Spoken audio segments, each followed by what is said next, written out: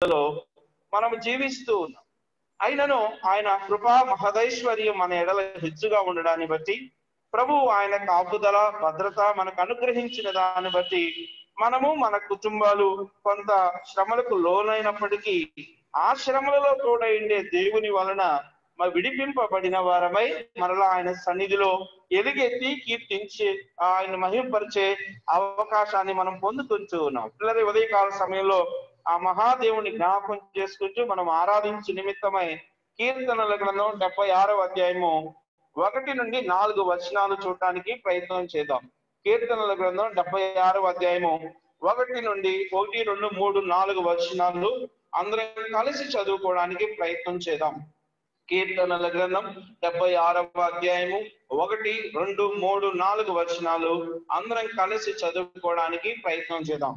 తీసిన వారు నాతో కలిసి చదవడానికి ప్రయత్నం చేయండి.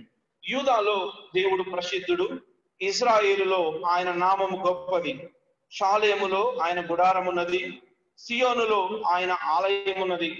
అక్కడ వింటి అగ్ని బాణములను, తేడెములను, కత్తులను, యుద్ధాయుధములను ఆయన విరగొచ్చెను.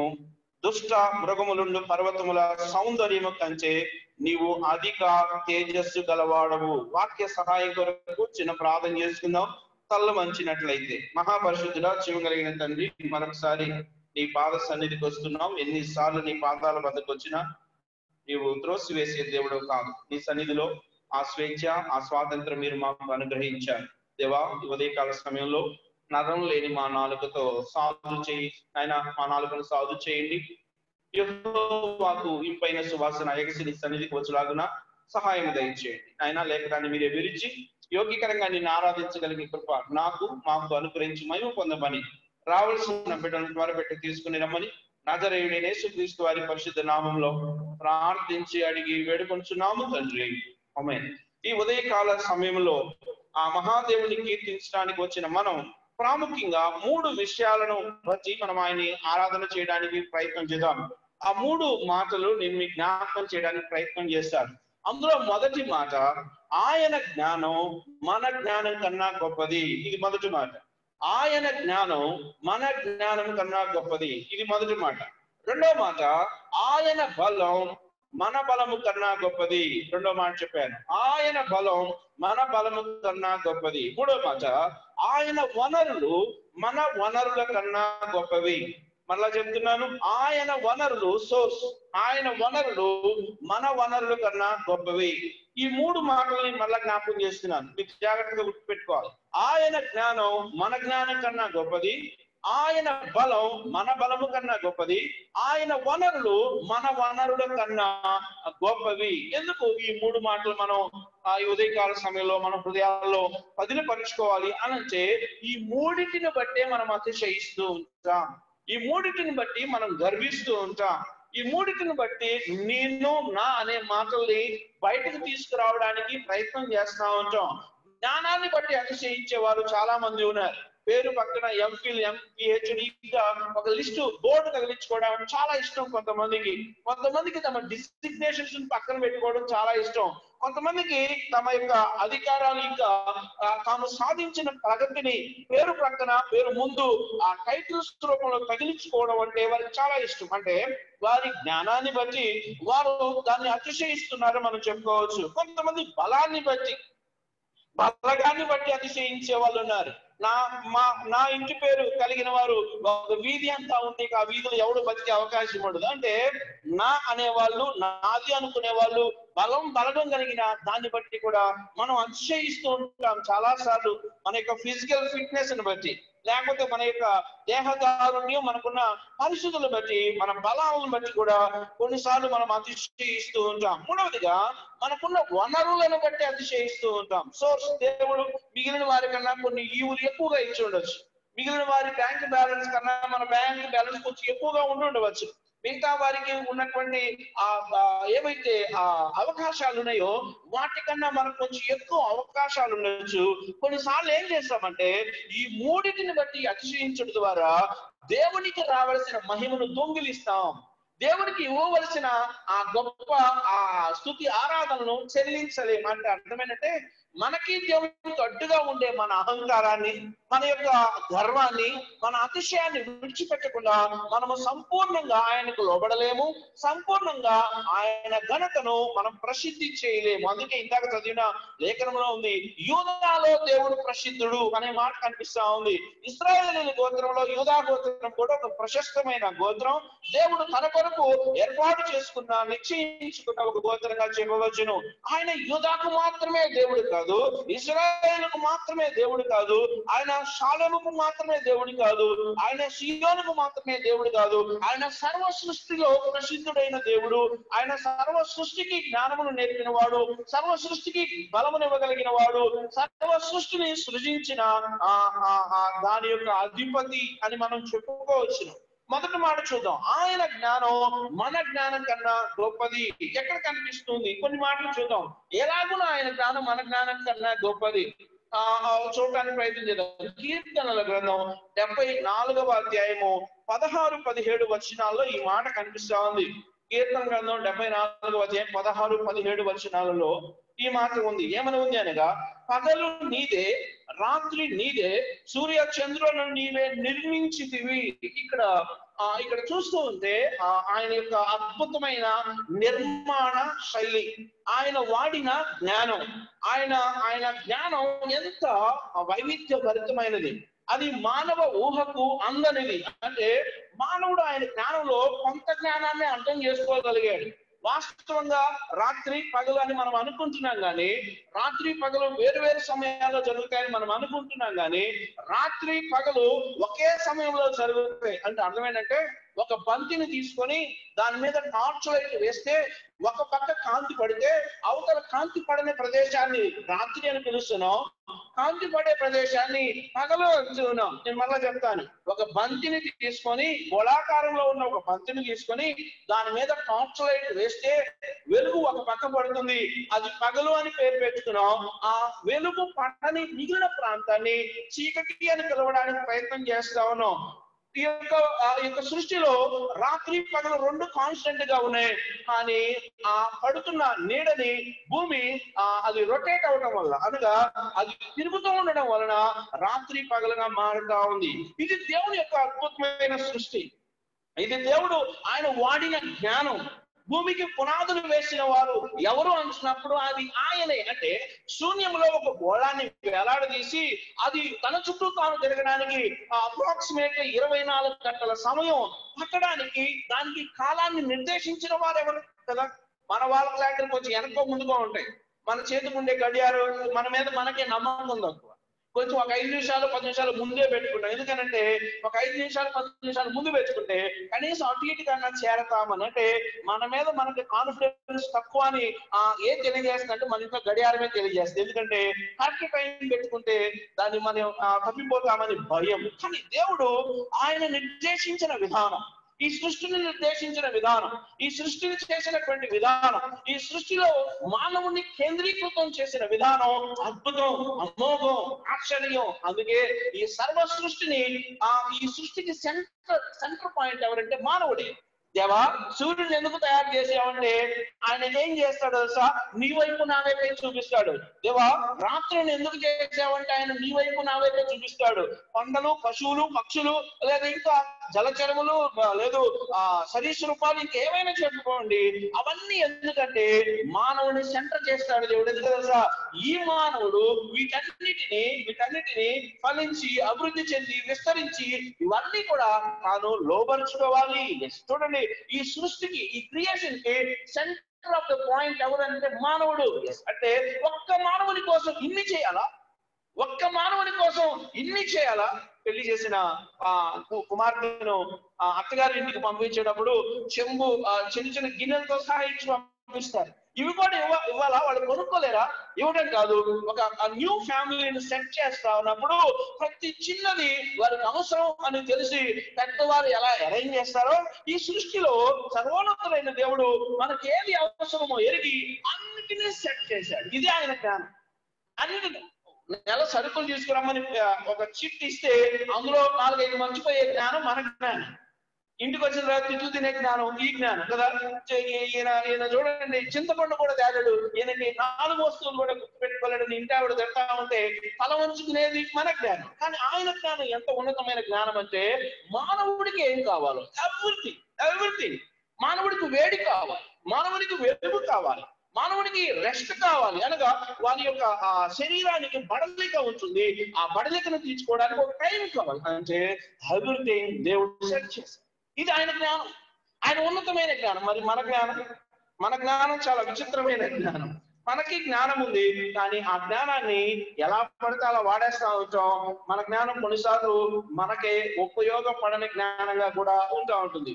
ఆ మాట మనం ఎక్కడ చూస్తామంటే కీర్తన గ్రంథం 78వ అధ్యాయం 39వ వచనం చూద్దాం. మన జ్ఞానం సరిగా ఉపయోగించుకోకపోవడాన్ని బట్టి మన యొక్క స్థితిగతులు ఎలా ఉంటాయి. ఇశ్రాయేలీయులు ఎంతైనా మన పితరులు, ఎందుకనంటే వారిలో ఉన్న అన్ని లక్షణాలు మనలో ఉన్నాయి. వారు చేసిన అన్ని పనులు మనం చేశాం అవిధేయతకు సంబంధించి.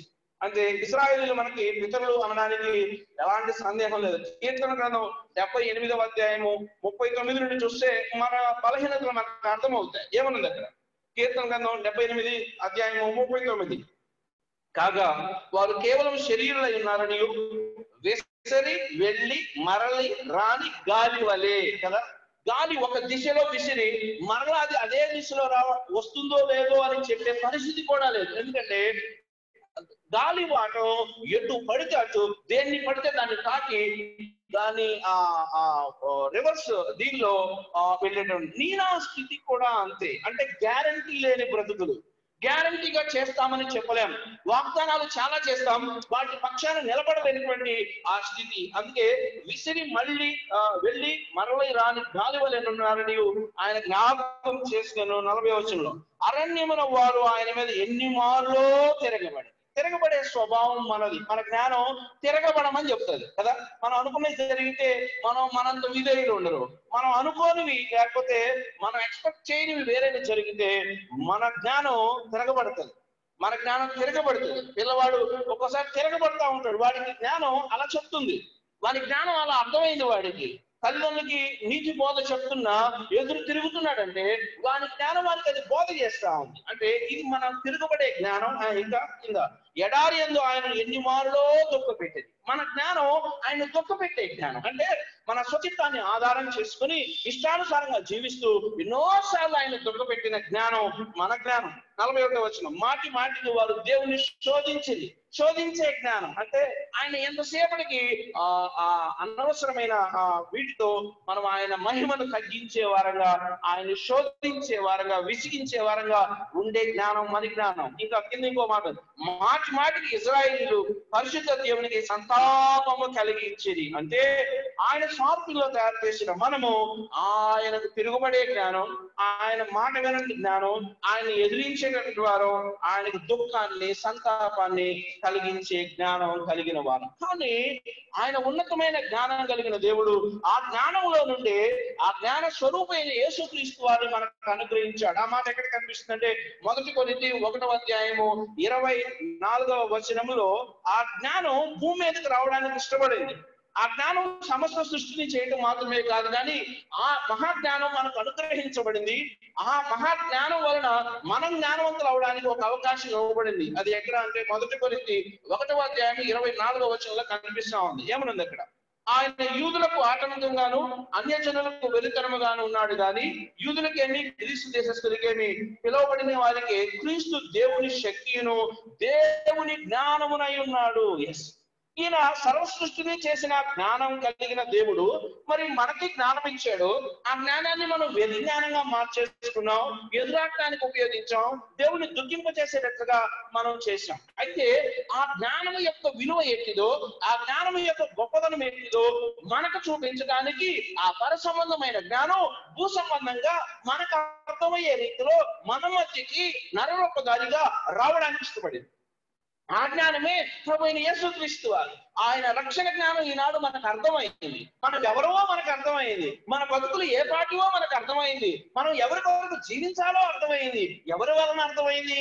ఆ మహాదేవుడు, జ్ఞాన స్వరూపి అయిన దేవుడు తన కుమారుని ఈ భూమి మీదకి దేవుని జ్ఞానముగా మనకు అనుగ్రహించడాన్ని బట్టి. అందుకే అక్కడ ఉంది, అక్కడ క్రీస్తు దేవుని శక్తియును దేవుని జ్ఞానమునై ఉన్నాడు.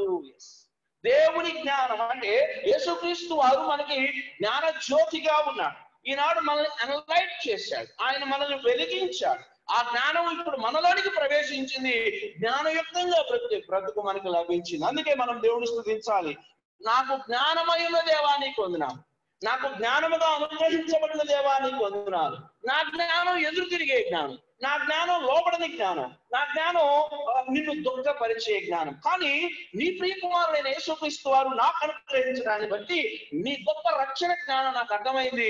నా బతుకేంటో నాకు అర్థమైంది. దేవా, నా జీవితపు విలువను నాకు తెలియజేసిన దేవా నీకు వందనాలని ఉదయకాల సమయంలో దేవుడు ఆయన కుమారుని మనకు జ్ఞానంగా అనుగ్రహించినందుకు స్తుతించాలి. రెండవ మాట, ఆయన బలం మన బలము కన్నా గొప్పది. కొంత బలం ఉంటే, ఆరోగ్యం ఉంటే నా అందులో లేడు అనే ఫీలింగ్ మనలో చాలా ఉంటుంది. కొంచెం ఆరోగ్యం బాగుంది, కొంచెం అంతా చెప్పినవి జరుగుతూ ఉన్నప్పుడు మన బలాన్ని బట్టి బలగాన్ని బట్టి అతిశయించేటటువంటి వారంగా ఉంది. కానీ దేవుని జ్ఞానం ఎలాంటిదో చూద్దాం. కీర్తన గ్రంథం 78వ అధ్యాయం 4వ వచనం ఏమని రాయబడింది? కీర్తన గ్రంథం 78వ అధ్యాయము 4వ వచనం. ఆయన ఎంత బలము కలిగిన వాడు. మొదట ఆయన జ్ఞానం గురించి చూసుకున్నాం. ఆయన పగలు రాత్రి సృష్టిని చేసిన దేవుడు. మరి మన జ్ఞానం, ఆయన ఇచ్చిన జ్ఞానానికి అర్థం చేసుకున్నాం. ఆయన జ్ఞానం మనకు అర్థం కావడం కోసం యేసుక్రీస్తు వారిని ఆయన మనకి జ్ఞానముగా అనుగ్రహించాడు. రెండవదిగా మన బలాన్ని బట్టి మనం అతిశయిస్తాం. మరి దేవుని బలం ఎంత గొప్పదో చూద్దాం. కీర్తన గ్రంథం 78వ అధ్యాయం 4వ వచనం ఏమని రాయబడింది? యెహోవా స్తోత్రార్హ క్రియలను, ఆయన బలమును, ఆయన చేసిన ఆశ్చర్య కార్యములను దాచకుండా వాటిని వారి పిల్లలకు మేము చెప్పెదము. అంటే ఆయన బలం, ఆయన చేసిన ఆశ్చర్య కార్యాలు ఒక రోజుతో మర్చిపోయేవి కావు, ఒక గంటలో తలుచుకొని వదిలిపెట్టేవి కావు, లేకపోతే ఒక సమయానికి మాత్రమే చెందినవి కావు. ఆయన బలం, ఆయన ఆశ్చర్య క్రియలు తరతరాలు కొనియాడదగవలసినటువంటివి. ఆయన తన ప్రజలను విడిపించిన విధానం అద్భుతం. ఆయన తన ప్రజలను ఐగుప్తు బానిసత్వం నుండి విడిపించిన విధానం ఆశ్చర్యకరం. ఎక్కడ కనిపిస్తుంది? 13వ వచనం కనిపిస్తుంది, 78:13. ఆయన బలాన్ని ఆయన ఎలా తన బిడ్డల్ని రక్షించడం కోసం వాడాడు. 78:13. ఆయన సముద్రమును పాయలుగా చేసి వారిని అద్దరికి నడిపించెను. సముద్రమును పాయలుగా చేయుట ఈ భూమి మీద ఒక గొప్ప వండర్. అంటే ఒక సముద్రాన్ని డివైడ్ చేసి ఆ సముద్రాన్ని ఆరిన నేల లాగా ఒక హైవే వేయటం. అంటే ఒక హైవేని సముద్రంలో నుండి, చైనా వాడు సముద్రం మీద అండర్ గ్రౌండ్ వాటర్ లో కూడా కొంత కన్స్ట్రక్షన్ చేశారు. కానీ ఆశ్చర్యం ఏంటంటే ఉన్న నీరు ఉన్నట్టుగా రాశిగా వేయబడి వాటి మధ్యలో నుండి ఆరిన నేల మీద ఇజ్రాయేలీయులను నడిపించిన ఘనత. అందుకే ఇజ్రాయేలీలు ఏమంటున్నారంటే, అయ్యా ఈ ఆశ్చర్య క్రియలు, ఈ బల సంబంధమైన క్రియలు ఏదో కొంత సమయానికి చెందినవి కావు, మా పిల్లలకు కూడా నేర్పుకుంటాం, మా పిల్లలు కూడా వీటిని చదవాలి, మా పిల్లలు కూడా వీటిని ధ్యానించాలి, మా పిల్లలు కూడా వీటిని బట్టి దేవుడు స్తుతించాలి. ఇంకా ఆయన బలం ఎలా వాడాడు? ఆయన సముద్రమును మాయలుగా చేసి వారిని అద్దరికి నడిపించాడు. నీ నా సమస్యలనే సముద్రాన్ని, నీ నా లేదు సమస్యలనే సుడిగుండాలని ఆయన దాటేట్లుగా చేస్తా ఉన్నాడు. ఎన్ని సమస్యలు, ఆరోగ్య సమస్యలు, ఆర్థిక సమస్యలు, వయో సంబంధమైన సమస్యలు, ఆశ్చర్యం ఆయన అద్భుతంగా ఆ సమస్యలను చీల్చి వాటి మధ్య లేకుండా సంతోషగానాలు పాడుకుంటూ వాటిని ఓవర్కమ్ చేయగలిగిన శక్తినిస్తున్నాడు ఆ బలము కలిగిన దేవుడు. ఇంకా ముందు పోదాం. 14వ వచనం. పగటి వేళ మేఘములో నుండి, రాత్రి అంతయు అగ్ని ప్రకాశంలో నుండి ఆయన వారికి త్రోవ చూపెను. ఎంత టెండర్ కేర్ అంటే ఆయన ఎంత సున్నితమైన ఆ యొక్క ప్రొటెక్షన్ దేవుడు మనకు అనుగ్రహిస్తున్నాడు. ఇశ్రాయేలును నడిపించిన విధానం ఆశ్చర్యకరమైన విధానం. ఎలాగంటే పగటి వేళ మేఘములోను, వీళ్ళకి దారి తెలియదు, ఎటు పోవాలో తెలియదు. కొన్ని వందల సంవత్సరాలు ఐగుప్త బానిసత్వంలో బతికిన వాడికి పక్క ఊళ్ళో ఏం జరుగుతుందో తెలియని పరిస్థితి, పక్కూరికి దారేటో కూడా తెలియని పరిస్థితి, అసలు ఎటు తప్పించుకొని ఎటుపోతే ఎక్కడ సేఫ్ ప్లేస్ వెళ్తారో కూడా తెలియని స్థితిలో ఇశ్రాయేలీయులు ఉన్నప్పుడు వాళ్ళని ఎంత రుజుమార్గములో ఆయన నడిపిస్తూ ఉన్నాడు. పగటి మేఘస్తంభంలో ఉండి ఆయన నడిపిస్తూ ఉన్నాడు. మేఘములు ప్రజలను గైడ్ చేస్తా ఉన్నాయి, మేఘాలు లీడ్ చేస్తామనే ఒక పెద్ద లక్షల గుంపుని మేఘాలు గైడ్ చేస్తాను. రాత్రిపూట అగ్ని స్తంభం, ఎంత వండర్ అండి. ఆయన ఎంత ఆయన చక్కగా తన ప్రజలను ఆయన నడిపిస్తా ఉన్నాడు. నీకు నాకు రుజు మార్గం తెలియదు, ఎక్కడికి రావాలో తెలియదు, మోక్ష మార్గం తెలియదు, మోక్షంలో ప్రవేశించడం ఎట్లాగో మనకు తెలియదు. మన ఆశ్చర్యం, ఆయన మనల్ని నడిపిస్తూ ఉన్నాడు. శ్రమలలో నడిపిస్తున్నాడు, వెలుగులో నడిపిస్తున్నాడు, చీకటిలో కూడా నడిపిస్తాం. అది ఆయన బలం. అంత మాత్రమే. కింద ఇంకో మాట ఉంది, అరణ్యములో ఆయన బండలు చీల్చి సముద్రం అంత సమృద్ధిగా వారికి నీరు త్రాగనిచ్చెను. బండలో నీళ్లుంటాయా? జనరల్ గా ఓలియం అంటారు, అంటే పెట్రోలియం. కొన్ని ప్రత్యేకమైన స్టోన్స్ లో పెట్రోలియం ప్రొడక్ట్స్ కొన్ని ఉంటాయి వాస్తవంగా. అయితే ఆశ్చర్యం, దేవుడు ఎంత చక్కగా వాళ్ళకి ఆ యొక్క సమృద్ధి కలిగిన జీవాన్ని, జలాన్ని ఆయన అనుగ్రహించి, ఇది ఆయన బలం. ఆశ్చర్యం ఏంటంటే మనకున్న కొద్ది బలాన్ని బట్టి అతిశయిస్తున్నాం, కానీ వాస్తవంగా ఆయన గ్రేట్ పవర్ చూసినప్పుడు మనం ఆయన్ని స్తుతించకుండా ఉండలేము. అందుకే ఆయన ఆశ్చర్య క్రియలు మనం స్తుతించడం మాత్రమే కాదు, మన పిల్లలు కూడా స్తుతించాలి. అది నిబద్ధత అనే విషయాన్ని మనం జ్ఞాపకం చేసుకోవాలి. అందుకే ఆయన బలం మన బలము కన్నా గొప్పది. ఇప్పటికి 2 మాటలు చూసాం. ఒకటి, ఆయన జ్ఞానం మన జ్ఞానం కన్నా గొప్పది. ఎందుకో చెప్పడం జరిగింది. ఆయన బలం మన బలము కన్నా గొప్పది. ఎందుకంటే ఆయన ఆ ఇశ్రాయేలును విడిపించిన విధానం, ఈనాడు నిన్ను నన్ను విడిపిస్తున్న విధానాన్ని బట్టి మనం ఆయన స్తుతించబద్దులమై ఉంటున్నాం. అంశమైతే ఇంత బలవంతుడైన దేవుడు బలహీనంగా చేతికి అప్పగించబడ్డాడు. మనకి ఆ మాట చాలా స్పష్టంగా కనిపిస్తా ఉంది. ఇంత బలవంతుడైన దేవుడు బలహీనుల చేతికి ఆయన అప్పగించాడు. ఎలాగా చూస్తా ఉంటే 1 కొరింథీ 1:25 ఏమని రాయబడి ఉంది? 1 కొరింథీ 1:25, దేవుని వెర్రితనము మనుష్య జ్ఞానం కంటే జ్ఞానము గలది, దేవుని బలహీనత మనుష్యుల బలము కంటే బలమైనదని చెబుతూ, ఇంత బలమైన ఆ దేవుడు మరి ఆ యొక్క రోమన్ సోల్జర్స్ లేక ఆ సైనికుల చేతికి ఒక బలహీనుడు అప్పగింపబడినట్లుగా ఆ రీతిగా ఆయన బలము లేక, ఆయన బలము లేని దేవుడు అయ్యుండి ఆయన అప్పగింపబడలేదు. కానీ ఆయన ఒక మాట సెలవిస్తే సర్వ సైన్య సమూహము కదలగలిగిన శక్తి కలిగిన దేవుడే. కానీ ఆయన తాను ఆ రీతిగా ఆ బలహీనుడైన మానవులకి అప్పగించుకున్నట్లుగా చూస్తున్నారు. ఆయన అలా అప్పగించుకోకపోతే, ఆయన అలా రక్తం కార్చకపోతే, ఆయన అలా తన శరీరాన్ని నాగడి చాలవలే దున్నించకపోతే ఈనాటి నా బ్రతుకులకు విమోచన లేదు. అంటే బలవంతుడైన దేవుడు, సముద్రాన్ని పాయలుగా చీల్చిన దేవుడు, బండ నుండి జలములను తెప్పించిన దేవుడు, పగటి మేఘ స్తంభములోను రాత్రి అగ్ని స్తంభములోను గైడ్ చేసిన దేవుడు బలహీనుడైన మానవుని చేతికి ఎందుకు అప్పగించబడ్డాడు? ఎందుకు మానవుని యొక్క శిక్షణకు లోబడ్డాడు అని అంటే, ఆయన అలాగలు చేయకపోతే నా బ్రతుకులకు విమోచన లేదు, నా బ్రతుకులకు రక్షణ లేదు. ఆయన కాచిన పరిశుద్ధ రక్త ప్రోక్షణానుభవం కింద ఈనాడు నువ్వు నేను ఉద్ధరించబడ్డామంటే దానికోసమే ఆయన బలవంతుడైన దేవుడు బలహీనుల చేతికి అప్పగించబడ్డాడు. 3వ మాట, ఆయన వనరులు మన వనరుల కన్నా గొప్పవి. ఆయన సమృద్ధి కలిగినటువంటి దేవుడు. ఆ మాట అక్కడ కనిపిస్తుంది. కీర్తనల గ్రంథం 78:22.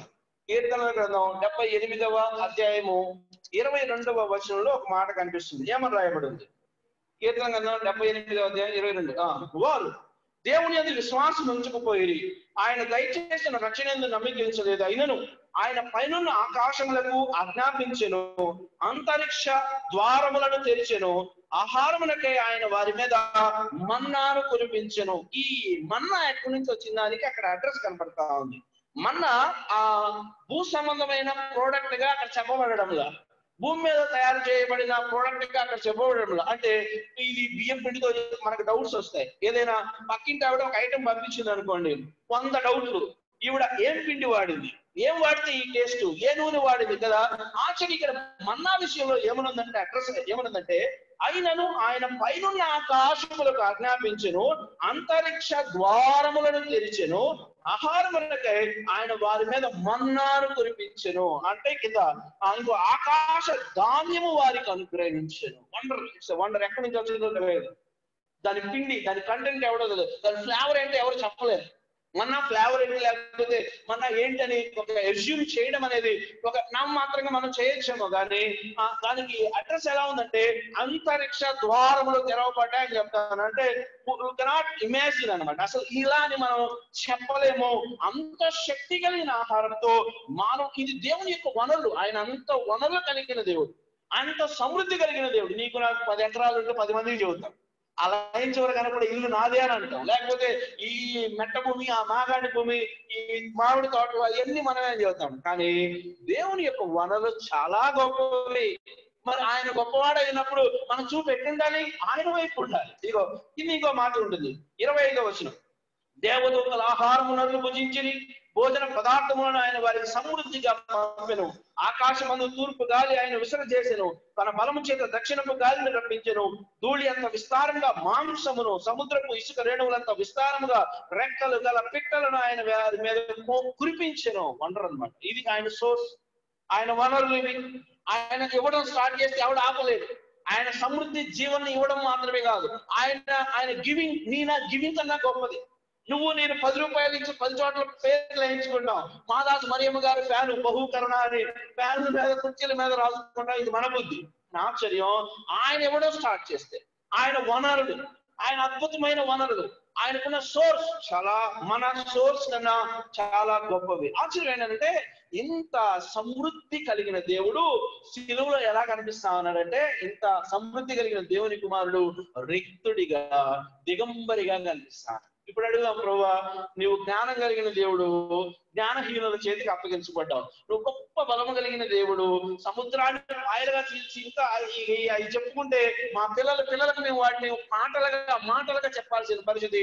ఇంత బలము కలిగిన దేవుడు ఆ బలహీనులైన చేతికి నువ్వు అప్పగించబడ్డావు. ప్రభువా ఇంత ధనవంతుడైన దేవుడు, శ్రీమంతుడైన దేవుడు అయ్యా దిగంబరిగా అయ్యావు అంటే దేవుడు అంటాడు నీ కొరకే అంటే ఎవ్రీథింగ్, నేను చేసింది ప్రతీది నీ కోసమే అంటాడు, ప్రతీది నీ కొరకే అంటాడు, నిన్ను ఉద్ధరించడానికే అంటాడు, నిన్ను రక్షించడానికే అంటాడు, నీకు ఆ రక్షణ వాత్సల్యం, రక్షణ ఔన్నత్యం చూపించడానికే అంటాడు.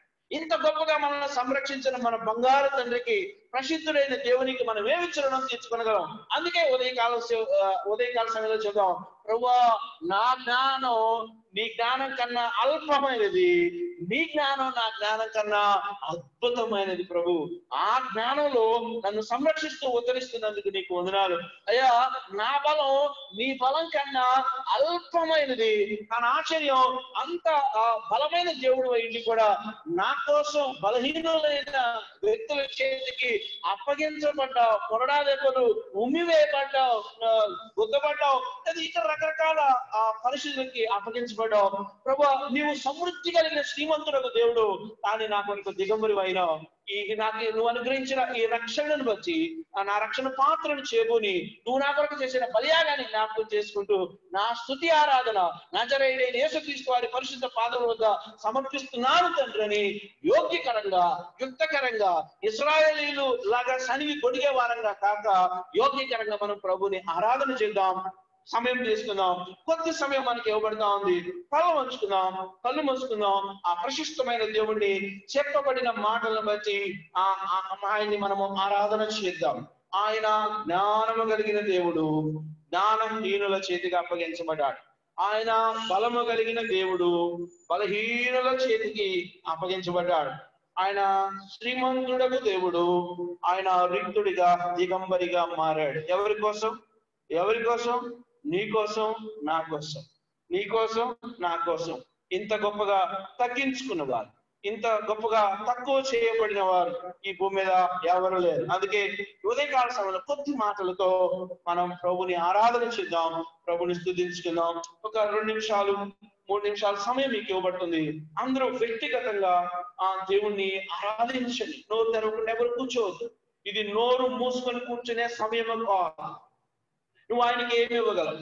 విరిగి నలిగిన హృదయంతో నీ జిహ్వ ఫలాలను అర్పించడం తప్ప నువ్వేమీ ఇవ్వలేదు.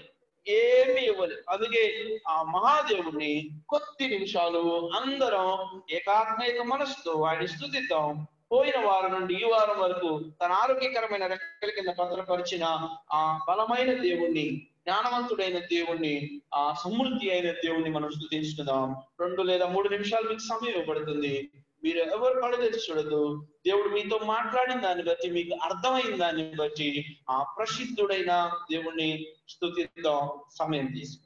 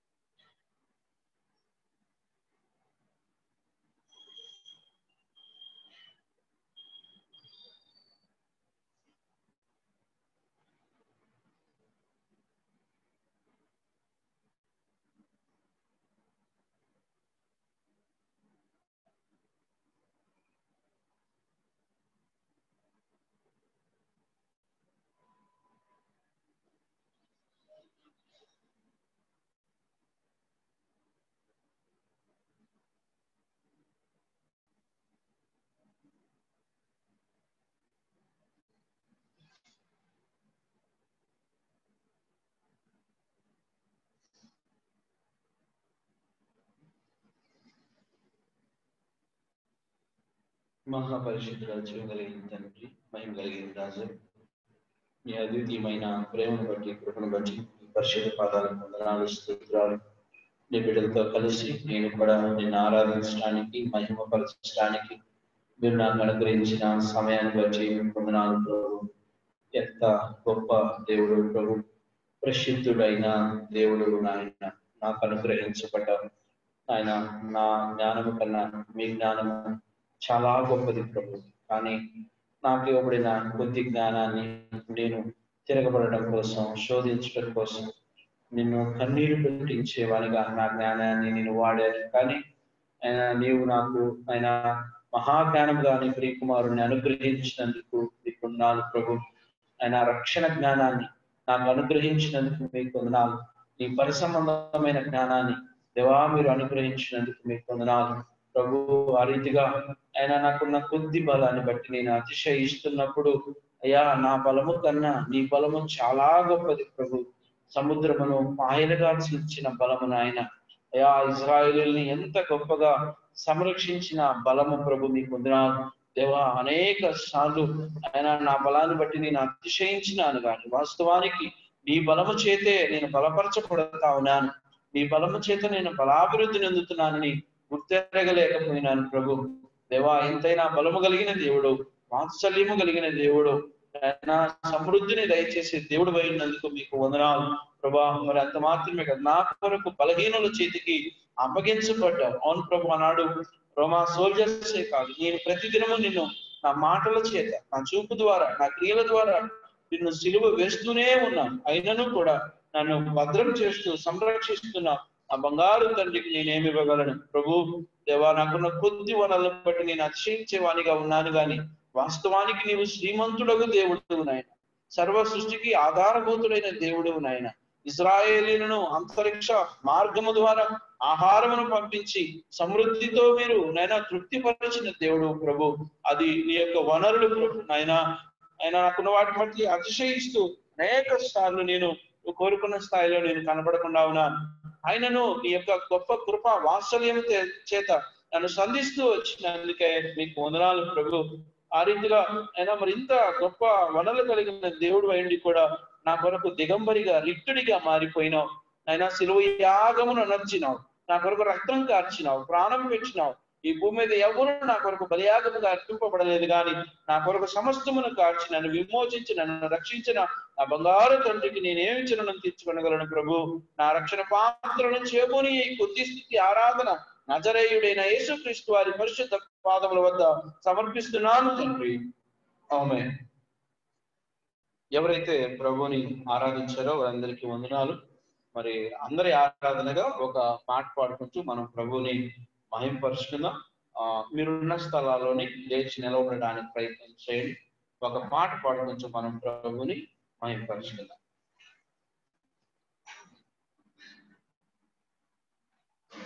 ఆది సంఖ్య 68 1-8 1, 3, 5, 7 వచనాలు పాడు. 68వ వచనం. రుచి చూచి ఎరిగితిని యెహోవా చెప్పను. రుచి చూచి ఎరిగితిని యెహోవా ఉత్తముడనియో. రుచి చూచి ఎరిగితిని యెహోవా ఉత్తముడనియో. రక్షకునాశ్రయించి నేరాన్యుడనైతిని. రక్షకునాశ్రయించి నేరాన్యుడనైతిని.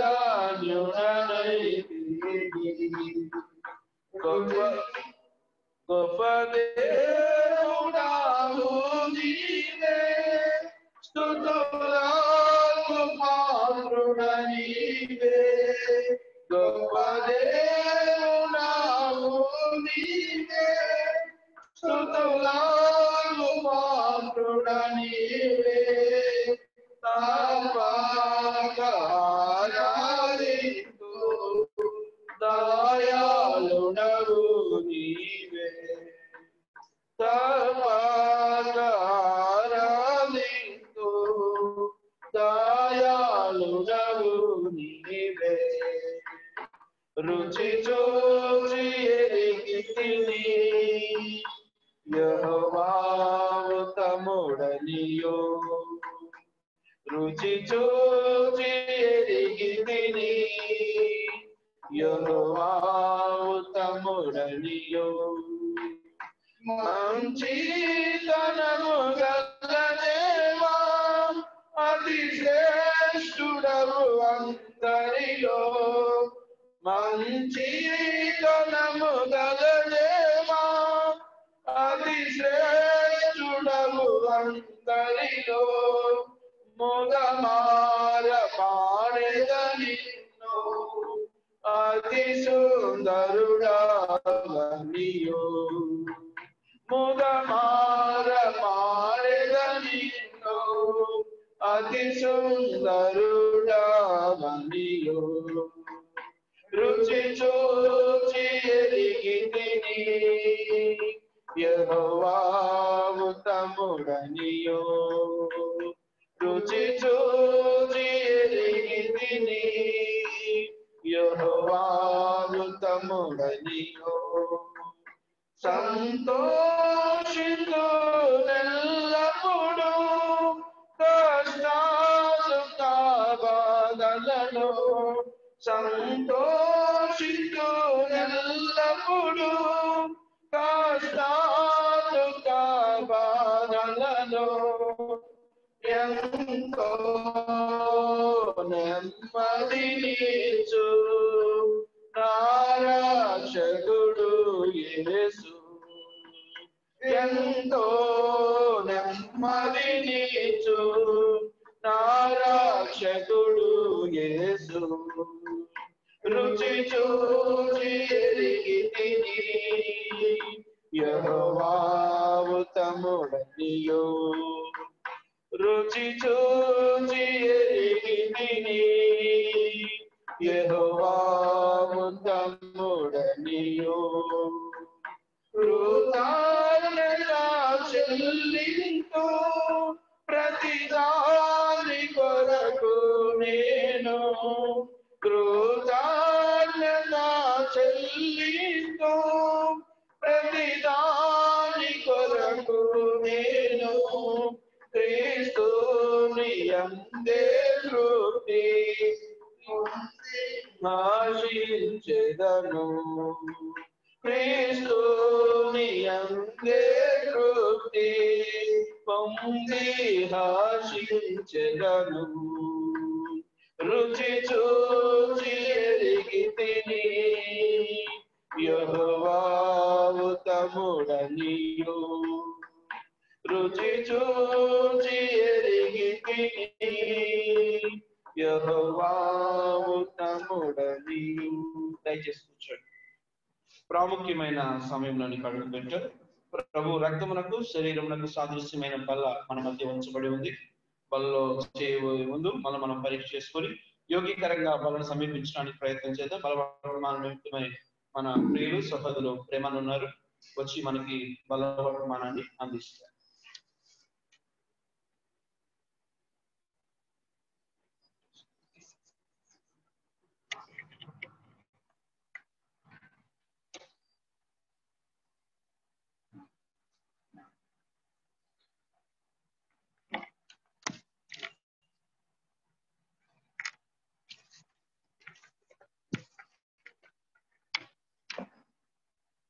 ప్రభువైన యేసుక్రీస్తు వారి యొక్క అతి శ్రేష్టమైన నామంలో మీ అందరికీ నా శుభాలు తెలియజేస్తా ఉన్నాను.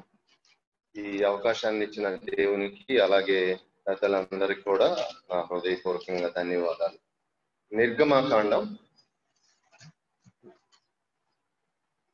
15వ అధ్యాయం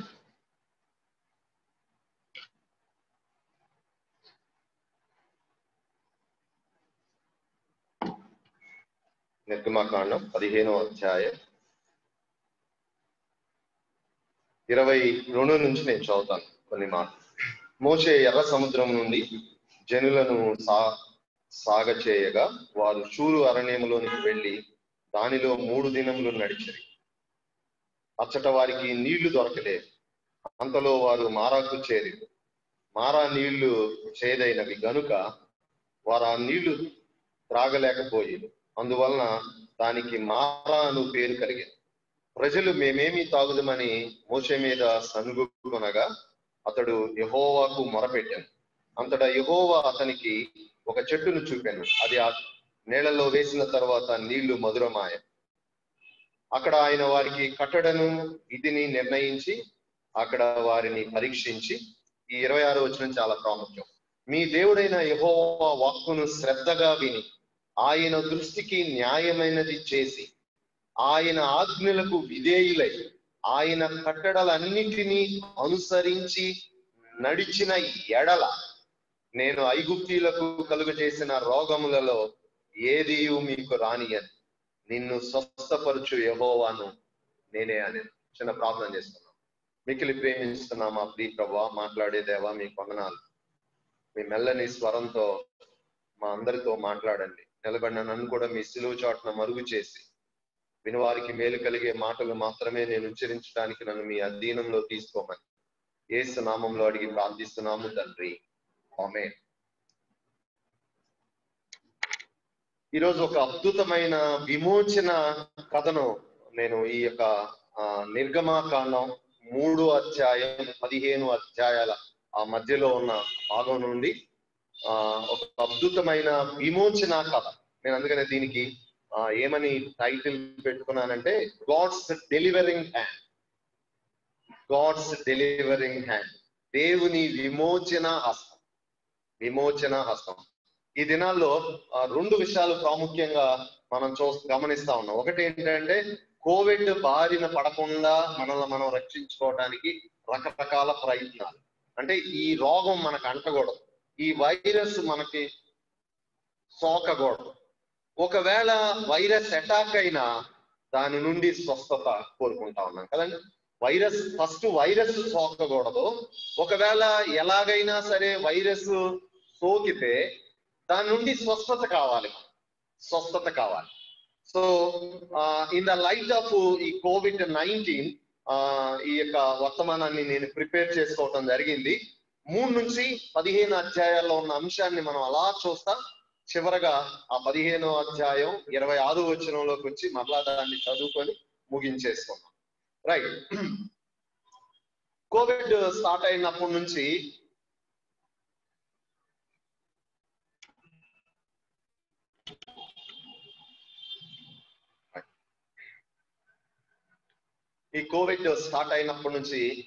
లక్షల్లో అటాక్ అవుతా ఉంది చాలా మందికి. ఇప్పుడు కోట్లు దాటిపోతా ఉంది. మరణాలు కూడా ప్రపంచ వ్యాప్తంగా లక్షలు దాటిపోయినాయి. తర్వాత మన దేశంలో కూడా వేలు దాటిపోయిన, ఆల్మోస్ట్ 1,00,000 దాటిపోతా ఉన్న పరిస్థితి. ప్రభుత్వం వారు కొన్ని వేల లక్షల కోట్లు ఖర్చు పెడతా ఉన్నారు.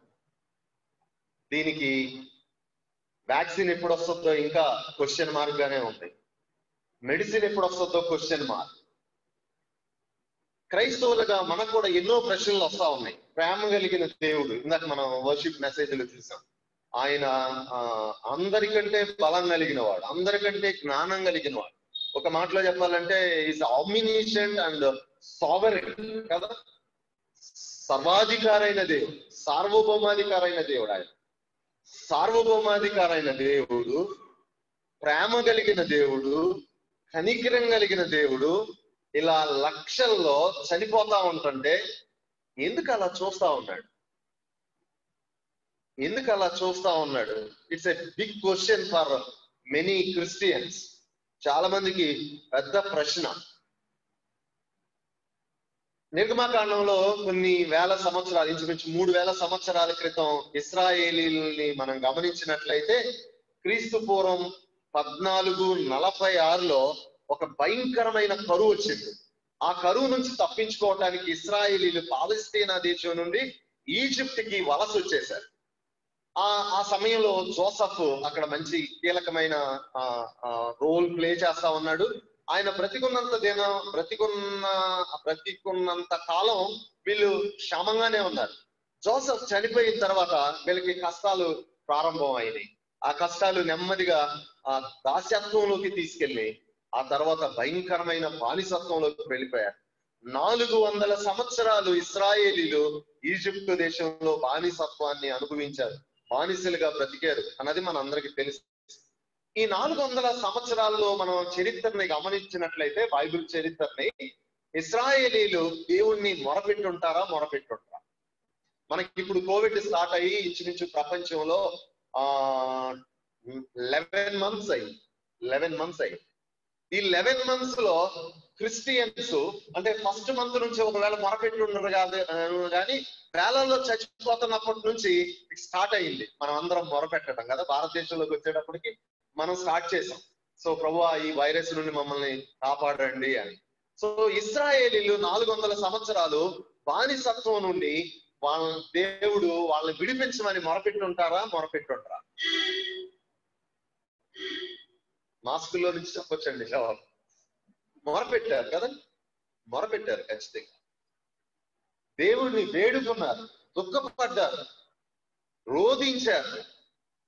మనకి ఈ 9 నెలలు మొరపెడుతున్నాం మనం. మా అయితే ఒక 6-7 నెలలు, 5 నెలలు బాగా ఎక్కువ మొరపెడతా ఉన్నాం. మన ప్రియులు చచ్చిపోయేటప్పటికి, మన చర్చిలో వాళ్ళు చచ్చిపోయేటప్పటికి, మన బంధువులు ఎవరన్నా చచ్చిపోయేటప్పటికి, మన ప్రియమైన వాళ్ళు కొంతమంది చచ్చిపోయినప్పుడు, వాళ్ళు వైరస్ కి అటాక్ అయ్యి ఇబ్బందులు పడతా ఉన్నప్పుడు, అప్పుడు వాళ్ళని చూసి మనకి బాధ ఎక్కువయ్యి మనం మొరపెడతాం. బాధ మన దాకా రాకపోతే, మన చర్చి దాకో, మన ఇంటి దాకో, మన ఫ్యామిలీ దాకో, లేకపోతే మన రిలేటివ్స్ దాకో రాకపోతే ఆ పెయిన్ మనకు అంతగా తెలియదు. మన దాకా వచ్చినప్పుడు మనం మొరపెట్టడం స్టార్ట్ చేసాం. ఇశ్రాయేలీలు ఈ 400 సంవత్సరాలు పెయిన్ లో నుంచే వెళ్తా ఉన్నారు. వాళ్ళు కూడా మొరపెడతా ఉన్నారు. 4 నెలలు 5 నెలలు మొరపెడితేనే మనం ఎలా అనుకుంటా ఉన్నాం, దేవా నా మొర వినట్లేదా, ప్రభువా ప్రపంచంలో ఉన్న క్రైస్తవుల మొర వినట్లేదా, మా బాధ చూడట్లేదా, నువ్వు అసలు ప్రేమ కలిగిన దేవుడివేనా, సర్వశక్తిమంతుడివేనా అని ఇలా మనం చాలా సార్లు వాపోతా ఉంటాం. ఇశ్రాయేలీలు కూడా అలాగే వాపోతా ఉన్నారు. అయితే దేవుడు ఎందుకు మౌనంగా ఉండి ఉంటాడు? ఎందుకు ఈ సంవత్సరం అంతా దేవుడు వైరస్ ని అలౌ చేసి మౌనంగా ఉన్నాడు? ఎందుకు ఆ 400 సంవత్సరాలు ఇశ్రాయేలీలు, మీరు 10 Commandments మూవీ చూస్తుంటే మీకు అర్థమై ఉంటది. ఇశ్రాయేలీల్ని ఫరో ఎంత ఇబ్బందులకి గురి చేశాడో, అది వైరస్ సోకిన దానికంటే భయంకరమైన ఇబ్బందులు ఆ దినాల్లో ఇశ్రాయేలీలు ఫేస్ చేసినట్లు మనం చరిత్రను బట్టి చూడొచ్చు. ఎందుకు దేవుడు మౌనంగా ఉంటాడు? ఇప్పుడు అవ్వచ్చు, చరిత్రలో అవ్వచ్చు. ఎందుకు ఆయన మౌనంగా ఉన్నాడు? ఒక ఆయన ఇలా అన్నాడు, ఏమన్నాడంటే, God's silence is a preparation for a bigger thing అన్నాడు. God's silence is a preparation for bigger thing అన్నాడు. సో దేవుని మౌనం కొన్నిసార్లు ఒక ఒక గొప్ప పనిని సిద్ధపరచడం కోసం ఆయన మౌనంగా ఉంటాడు. ఇంకొక ఆయన ఏమన్నాడంటే God's silence is not God's absence అన్నాడు.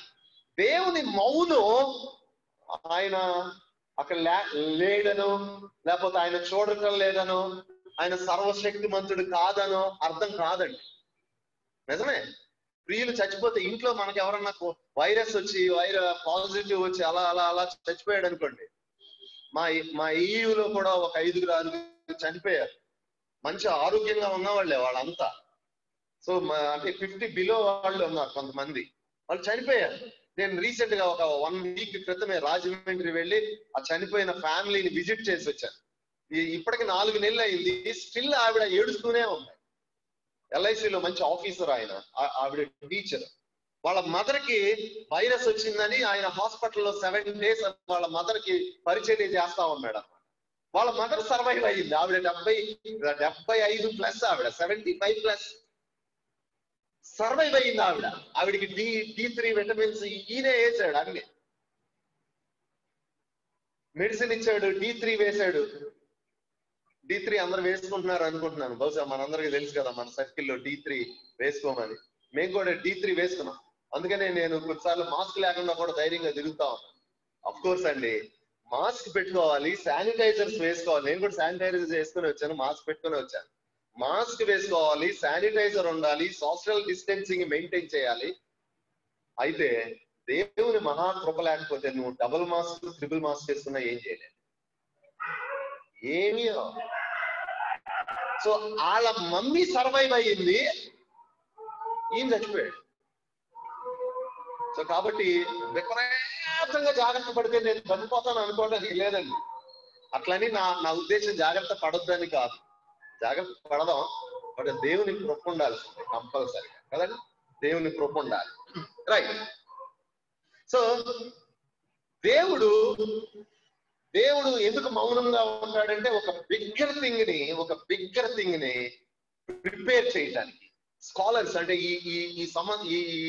ఈ 9 నెలలు, ఈ 10 నెలల టైంలో కొంతమంది బైబిల్ స్కాలర్స్, గొప్ప గొప్ప వేదాంత విద్యను అభ్యసించిన వాళ్ళు, లేకపోతే దేవునికి చాలా సన్నిహితంగా జీవించే వాళ్ళు, కొంతమంది భక్తులు చెప్పిన మాటలు ఏంటి అని అంటే, ఎందుకు దేవుడు ఈ యొక్క కోవిడ్ ని, అంటే ఈ వైరస్ ని, ఈ కరోనా వైరస్ ని ఎందుకు అలౌ చేశాడు అని అంటే, దేవుడే పంపించాడని నేను చెప్పట్లేదు, చాలా మంది కూడా అలా చెప్పట్లేదు. దేవుడే పంపించాడు ఈ వైరస్ ని, దేవుడే పంపించాడు అని నేను చెప్పట్లేదు. ఎందుకంటే we don't have any evidences, మనకేం ఆధారాలు లేవు. దేవుడు వచ్చి ఎవరి చెవులో చెప్పలేదు నేనే పంపించాను తెలుసా ఈ వైరస్ అని. దేవుడు ఎక్కడ చెప్పలేదు, ఎవరికి చెప్పలేదు అలా. ఒకవేళ ఎవరన్నా చెప్తే కూడా అవునా కాదా అని అనుకోవాలి మనం, ఎందుకంటే ఎవరికి రివీల్ చేయలేదు దేవుడు ఈ వైరస్ ని నేనే పంపించాను. But I can strongly say that ఏమనంటే, దేవుడు మాత్రం ఈ వైరస్ ని అనుమతించాడు. బైబిల్ ప్రకారం మాట్లాడాలంటే దేవుడు అనుమతించాడు ఈ వైరస్. ఎందుకు నేను అంత ధైర్యంగా చెప్పగలను అని అంటే, దేవుడు అనుమతించకుండా ఈ భూమి మీద ఏమీ జరగదు. కాబట్టి దేవుడు అనుమతించాడు. ఎందుకు అనుమతించాడు? స్కాలర్స్ అంటే బైబిల్ పండితులు ఏమని చెప్తా ఉన్నారంటే, ఇట్ మేబీ అనే పదాన్ని ఉపయోగించారు. టు సాంక్టిఫై ద చర్చ్ అంటే సంఘాన్ని పరిశుద్ధపరచటానికి, అలాగే చాలా మందిని తన వైపు ఆకర్షించుకోవటానికి దేవుడు ఈ వైరస్ ని అలౌ చేసి ఉండొచ్చు. ఆ మాటలు చెప్పిన తర్వాత నా ప్రార్థన వైరస్ గురించిన అప్పటిదాకా చేసిన ప్రార్థన మార్చి చేస్తా ఉన్నా. ఏమని చేస్తా ఉన్నాను తెలుసా? అంతకుముందు అయితే మానవ రీత్యా అందరం లాగే నేను ప్రభువా ఈ వైరస్ త్వరగా తొలగించండి ప్రభువా అని చేశాను. త్వరగా తొలగించండి ప్రభువా ఈ వైరస్ ని, ఈ భూమి మీద త్వరగా, ఈ గ్లోబ్ మీద నుంచి త్వరగా ఈ వైరస్ ని తొలగించండి ప్రభువా అని ప్రార్థన చేశాను. ఇప్పుడు కూడా ఆశ ఉంది, తొలగించాలని దేవుడు నాకు ఆశ ఉంది. కానీ ఏమని ప్రార్థన చేస్తా ఉన్నానంటే, ప్రభువా let you will be fulfilled, నీ ఉద్దేశాలు నెరవేర్చండి. నీవు ఏ ఉద్దేశంతోనైతే ఈ వైరస్ ని ఈ భూమి మీద అనుమతించావో ఆ ఉద్దేశాలు ముందు నెరవేర్చబడాలి. ఆ ఉద్దేశాలు నెరవేర్చబడాలి. ఒకవేళ నన్ను శాంక్టిఫై చేయడానికి అనుమతించావా, లెట్ ఇట్ బి, అది జరగనియండి. మా చర్చిలో వాళ్ళని పరిశుద్ధపరచడానికి నువ్వు అనుమతించావా, అది జరిగింది, అక్కడ ఉండనియండి ఈ వైరస్ ని. నీ ఉద్దేశాలు నెరవేర్చబడిన దాకా నేను చేసినా చేయకపోయినా ఆయన ఉద్దేశాలు ఆయన నెరవేర్చుకుంటాడు ఖచ్చితంగా. బట్ కొంచెం వాక్యం తెలిసిన వాళ్ళంగా ఏదైనా కష్టం కలగాలి తీసేయండి అని వెంటనే ప్రార్థన చేయకుండా, ప్రభువా నీ ఉద్దేశాలు నెరవేర్చండి, ఈ వైరస్ ద్వారా నీవు ఏ ఉద్దేశాలు అయితే నెరవేర్చుకోవాలనుకుంటున్నావో అవి నెరవేర్చబడియండి. అదే సమయంలో నీ చిత్తం అయితే నీ సమయంలో ఈ వైరస్ ని తొలగించండి ప్రభువా, మమ్మల్ని రక్షించండి ప్రభువా అని మనం తప్పనిసరిగా ప్రార్థన చేయాలి. ఆ విధంగా ఈ వైరస్ ఒక సైంటిస్ట్ చాలా ఫన్నీగా ఈ వైరస్ గురించి చిన్న సర్వే చేశాడు. ఇక్కడ ఎవరైనా డాక్టర్స్ ఉంటే అన్యగా భావించొద్దు, ఒకవేళ మెడిసిన్ చదువుతున్న వాళ్ళు ఉన్నా వేరేగా ఆలోచించొద్దు. ఒక డాక్టర్, ఒక గ్రూప్ ఆఫ్ డాక్టర్స్ సర్వే చేశారు, చిన్న ఫన్నీ సర్వే. అది ఏంటి అని అంటే, గ్లోబ్ మొత్తం మీద అంటే భూమి మొత్తం మీద ఉన్న వైరస్ ఎంత వెయిట్ ఉంటుంది అని సర్వే చేశారు. ఫన్నీ థింగ్ ఏంటో తెలుసండి, మొత్తం భూమి మీద ఇప్పుడు కోట్ల మందిని వణికిస్తా ఉన్న ఈ వైరస్ బరువు ఎంత ఉంటుంది అని సర్వే చేస్తే ఆ సర్వేలో ఏం చెప్పారంటే, it is less than 1 gram. Less than 1 gram. 1 gram కంటే, 1 గ్రామ్ అంటే ఒక 10 బీపీ గింజలు ఉంటాయి కదా, ఒక 10 బీపీ గింజలు, ఒక 10 బీపీ గింజలు, లేకపోతే ఒక 20 బీపీ గింజలు, ఒక 20 బీపీ గింజలంతా, బీపీ కాదండి, బీపీ కాదు, బీపీ గింజలు కాదు, బియ్యం గింజలు, అంత బరువు, అంతే బరువు. అంటే ఎంత బరువు, ఎంత బరువున్న వైరస్ ని దేవుడు అనుమతించి ప్రపంచాన్ని గజగజలాడిచేస్తా ఉన్నాడు. వైట్ హౌస్ కూడా గజగజలాడిపోయింది కదా. వైట్ హౌస్ అంటే తెలుసు కదండి, మన ట్రంప్ గారు ఉండే వైట్ హౌస్. సో ఇందాక బ్రదర్ చెప్పాడు కదండి, అటువంటిది ఆయన శక్తి. మనం కొంచెం శక్తి ఉంటేనే అసలు మా విరవీగిపోతాం కదా. రైట్, క్విక్ గా వెళ్ళాలి. ఇక ఇశ్రాయేలీయుల దగ్గరికి వెళ్ళిపోదాం చాలా క్విక్ గా. మీరు ఆ తర్వాత బాగా స్టడీ చేసుకోండి. ఇశ్రాయేలీయుల దగ్గరికి మనం ఒకవేళ గమనిస్తే 13వ అధ్యాయం నుంచి నేను ఉన్న స్టోరీ, 3వ అధ్యాయం నుంచి ఉన్న స్టోరీని చాలా క్విక్ గా మీకు జస్ట్ రిమైండ్ చేస్తా. 3వ అధ్యాయం నిర్గమాకాండం 3వ అధ్యాయం నుంచి 15 అధ్యాయాల్లో జరిగిన సన్నివేశాన్ని చాలా క్లుప్తంగా అట్లా టచ్ చేసి వదిలేస్తాం. తన మామైన ఇత్రో మందని మేపుకుంటా ఉన్నాడు. మీ అందరికి స్టోరీ తెలుసు. మోసెస్, దేవుడు పిలిచాడు మోసెస్ ని. ఎలా పిలిచాడు, సందర్భం ఏంటి, అదంతా నేను చెప్పను, అందరికి తెలుసు. సో పిలిచినప్పుడు పిలిచి అక్కడ ఒక మాట ఉండదు చూడండి. మోసెస్ ని పిలిచి, ఐగుప్తిలో నా ప్రజలు బాధను నేను చూసి తిని, ఈ వైరస్ తో బాధపడతా ఉన్న నా ప్రజల్ని నేను చూసి తిని అన్నట్లు మాట్లాడుతా ఉన్నాడు. నా ప్రజల బాధను నేను చూసి తిని, వారు పెట్టిన మొరను వింటిని, కాబట్టి నీవు లేచి ఐగుప్తి దేశానికి వెళ్ళి ఫరో చేతిలో నుండి నా ప్రజల్ని విడిపించి కనాను దేశానికి తీసుకెళ్ళి. సో ఈ స్టోరీ మనందరికీ తెలుసు కదండి. అప్పుడు మోసెస్ ఏం చెప్పాడండి, మోసెస్ ఏం చేశాడు, ఈ యొక్క కమిషన్ దేవుడు మోసెస్ కి అప్పగించినప్పుడు, ఈ మాటలు చెప్పినప్పుడు మోసెస్ ఏం చేశాడు, చాకులు చెప్పాడు కదా. ఒక 5 చాకులు చెప్తా ఉంటాడు. అప్పుడు వాటన్నిటికీ దేవుడు ఎక్స్ప్లెనేషన్ ఇస్తా ఉన్నాడు. అవి కూడా మనం ఇప్పుడు చూడబోట్లేదు. సాకు చెప్తాడు, దేవుడు ఎక్స్ప్లెనేషన్ ఇస్తాడు. మరలా సాకు, మరలా ఎక్స్ప్లెనేషన్, మరలా సాకు, మరలా అలా ఎక్స్ప్లెనేషన్స్ ఇచ్చి దేవుడు చివరికి కోపం తెచ్చుకుంటాడు. నువ్వు పంపించాల్సిన వాళ్ళనే పంపించాయా, నా వల్ల కాదు అని అన్నాడు అన్న. మన భాషలో చెప్పాలంటే, నా వల్ల కాదు బాబు, నన్ను వదిలేస్తే, నువ్వు ఇంకెవరినన్నా పంపించుకో అనగానే దేవుడు చాలా కోపం వచ్చేసి కొన్నిసార్లు సాకులకి, మనం ఇచ్చే సాకులకి దేవుడు కొన్నిసార్లు ఎక్స్ప్లెనేషన్స్ ఇస్తా ఉంటాడు. ఆ మోతాదు ఎక్కువైంది అనుకోండి, దేవుడు కోపడతాడు, కానీ వదిలిపెట్టాడు. అది ఆయనలో ఉన్న గొప్పతనం ఏంటంటే, నువ్వు ఎన్ని సాకులు చెప్పినా సరే ఆయన మాత్రం వదలడు.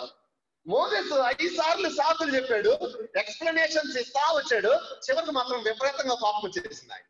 ఇక నోరు మూసుకున్నాడు మోసెస్. ఫరో దగ్గరికి వెళ్ళటానికి ఈజిప్ట్ దేశానికి వచ్చాడు. మనందరికి తెలుసు, ఈజిప్ట్ దేశానికి ఆరోను తీసుకొని వెళ్ళాడు. తీసుకెళ్లిన తర్వాత నా ప్రజల్ని పంపి నా దేవుడికి మేమందరం వెళ్ళి బలులు అర్పించాలి అని అన్నప్పుడు, ఇక్కడ ఈ టోటల్ ఎపిసోడ్ లో నేను 2 విషయాలని నేను మీకు జ్ఞాపకం చేయాలనుకున్నా. మొదటిది, సో ఆ 3 నుంచి 15 అధ్యాయాల మధ్యలో ఆ 10 తెగుళ్ళు దేవుడు ఈజిప్ట్ దేశం మీదకి పంపించడం మనం చూస్తాం. ఈ 10 తెగుళ్ళు జరుగుతా ఉన్నప్పుడు ఫరో ఎలా రెస్పాండ్ అయ్యాడు, ఫరో ఎలా రియాక్ట్ అయ్యాడు, ఈ 2 పదాలు చాలా ప్రాముఖ్యం. ఫరో ఎలా రెస్పాండ్ అయ్యాడు, ఫరో ఎలా రియాక్ట్ అయ్యాడు. రియాక్ట్ అనేదల్లా నెగిటివ్ అప్రోచ్, రెస్పాన్స్ అనేదల్లా పాజిటివ్. ఓకే, ఆ 2 మనం చూస్తాం. ఆ తర్వాత 2వ అంశం, ఆ తెగుళ్ళన్నీ అయిపోయిన ఆ సమయంలో ఇశ్రాయేలీలు ఎలా చూస్తా వాళ్ళని ఏ విధంగా ఫరో చేతిలో నుండి, ఐగుప్తి బానిసత్వం నుండి వాళ్ళని విమోచించిన తర్వాత ఇశ్రాయేలీల యొక్క రెస్పాన్స్ అండ్ ఇశ్రాయేలీల యొక్క రియాక్షన్. ఈ 2 పదాలతో వెళ్దామండి ఈరోజు. ఫరో రెస్పాన్స్, ఫరో రియాక్షన్. ఇశ్రాయేలీల యొక్క రెస్పాన్స్, ఇశ్రాయేలీల యొక్క రియాక్షన్. ఓకే, సో అప్పుడు ఫరో ఏమన్నాడు తెలుసా?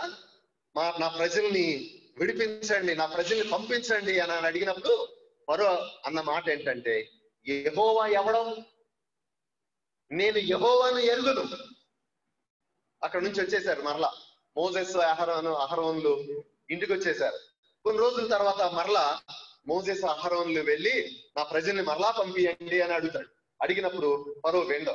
అప్పుడు సూచక్రియలు చేస్తారు, మనందరికి తెలుసు. చేతిలో ఉన్న కర్ర కింద పడేయగానే పాము అయ్యింది.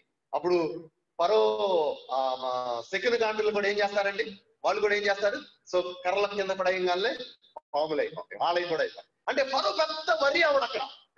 నువ్వు చేసావు, మా వాళ్ళు చేశారు, నీ దేవుడి పేరులో, నీ దేవుడి నామంలో చేసావు, మా దేవుడి నామంలో కూడా చేసావు, గ్రేట్, నీ దేవుడు గొప్ప ఏంటి అన్నట్లు పెద్ద వరి అవడం. ఆ తర్వాత జరిగిన సన్నివేశాలు మనకు తెలుసు. 10 తెగుళ్ళు. జాగ్రత్తగా గమనించండి. ఈ 10 తెగుళ్ళు జరుగుతా ఉన్నప్పుడు ఫరో ఎలా రెస్పాండ్ అయ్యాడు. తెగులు నెంబర్ 1 ఎవరైనా చెప్తారండి క్విక్ గా? ఫస్ట్ తెగులు దగ్గర ఉన్న వాళ్ళైనా చెప్పొచ్చు, లేదా దూరం. ఫస్ట్ తెగులు ఏం పంపించాడండి దేవుడు?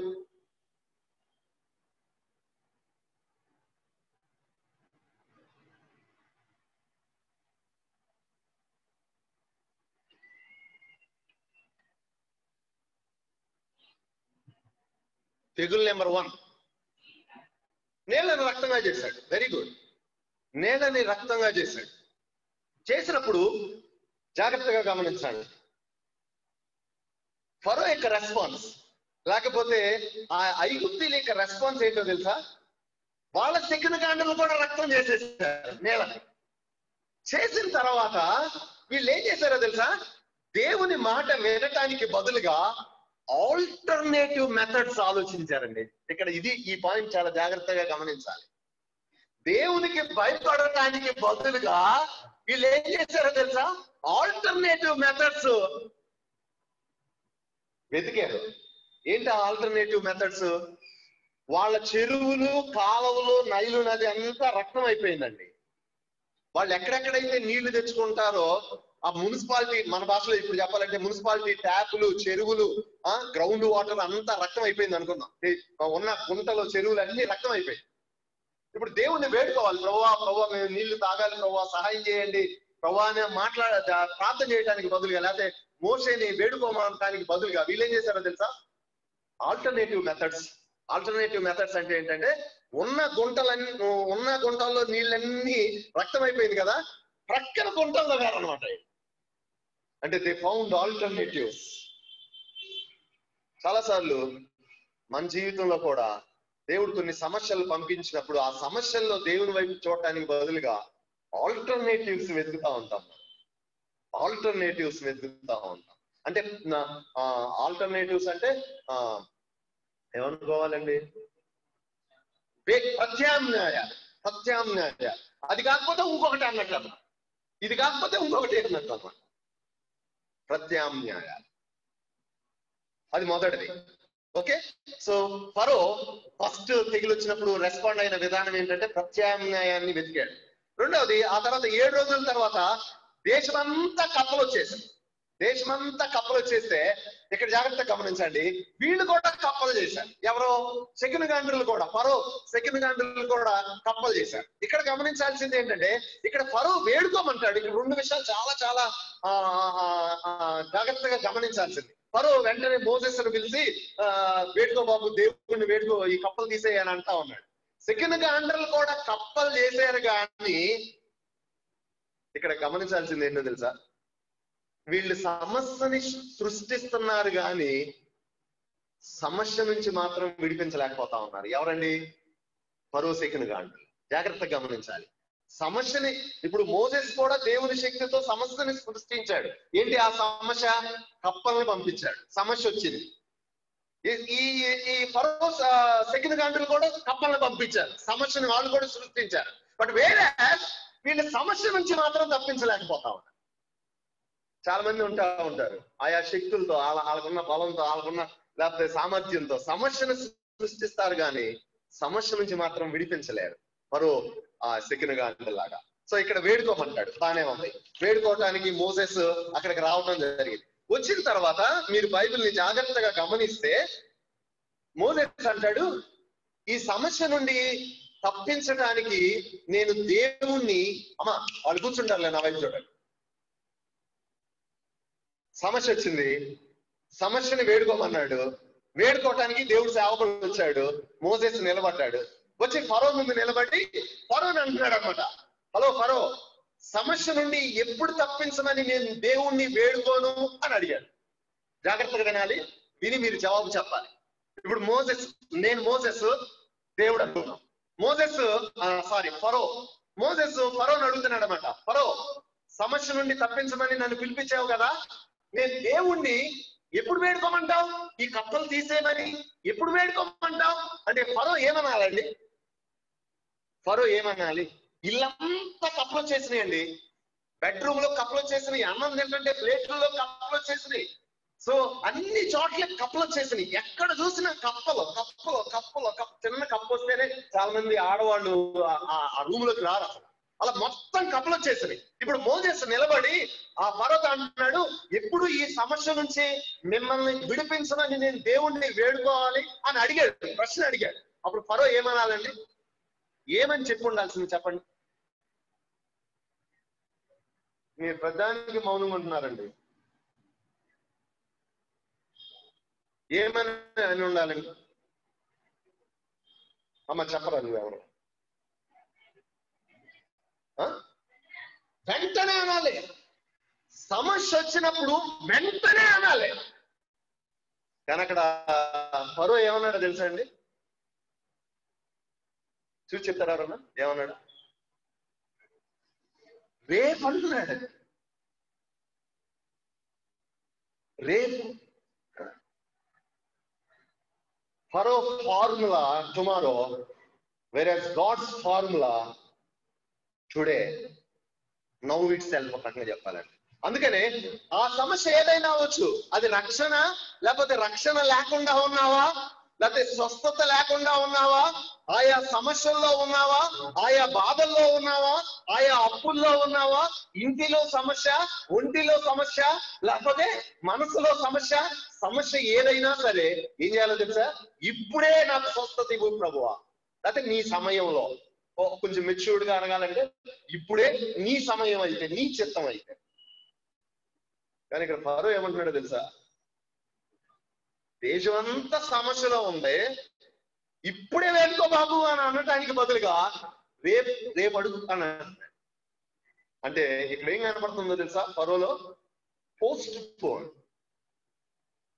చాలా మంది రక్షణ విషయం అవ్వచ్చు, కొన్ని సమస్యల విషయం అవ్వచ్చు, లేకపోతే కొన్ని ఇబ్బందుల విషయం అవ్వచ్చు, పోస్ట్ పోన్ చేస్తా ఉంటారు. బైబిల్ ఏమని చెప్తా ఉంటుంది, ఇదే మిక్కిలి అనుకూల సమయం, ఇదే రక్షణ దినం. అది ఏ విధంగా అయినా సరే, ఆత్మీయ రక్షణ అవ్వచ్చు, లేదా శారీరకమైన రక్షణ, ఏదైనా ఇదే మిక్కిలి అనుకూల సమయం. ఇప్పుడే అయ్యా, ఇప్పుడే వేడుకో అని అన్నది. కానీ అలా అనలేదు. ఆ తర్వాత 3వ తెగులు, పూలంతా దుమ్మంతా పేలు చేస్తావు, పేర్లుగా మారిపోయింది. పేర్లు ఏమంటారు? పేర్లు మాకు తెలియదు, ఎక్కువ ఆడవాళ్ళు. అంటే దుమ్మంతా పేర్లు అయిపోయింది. పేర్ల ఏమంటారు దాన్ని? పేర్లు.